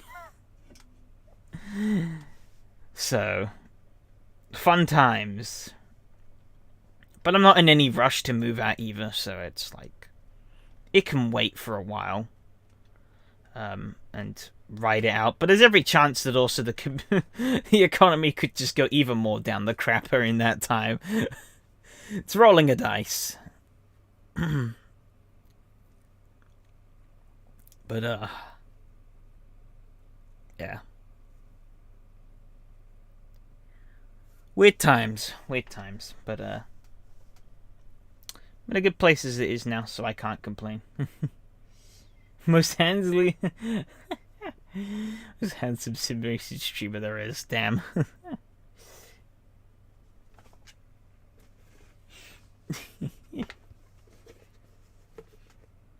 Anyways, I've been waffling on for way too long now. I'll give you back some time. You'll probably all be going to bed anyway at this time. But yeah, wrap the stream off here. It was a pretty fun one. Racing could have been a bit better, but it was still a rather reasonably good night of racing. I don't know, no one has better looks. But yeah, thanks everyone who showed up. Thanks everyone who raced. Thanks everyone who liked and subscribed as well. It's pretty cool to hit the 300. And yeah, see, well, for me it's still Tuesday, so I'll see you tomorrow, Bloggy. But yeah, I'll just wrap it up anyways. Yeah, thanks James for that little push to get me over the 300 mark. I appreciate that. But yeah, it was an interesting night.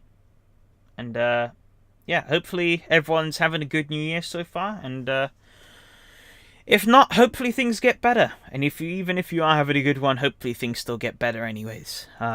Take care, everyone, and I'll see you all next time. Adios.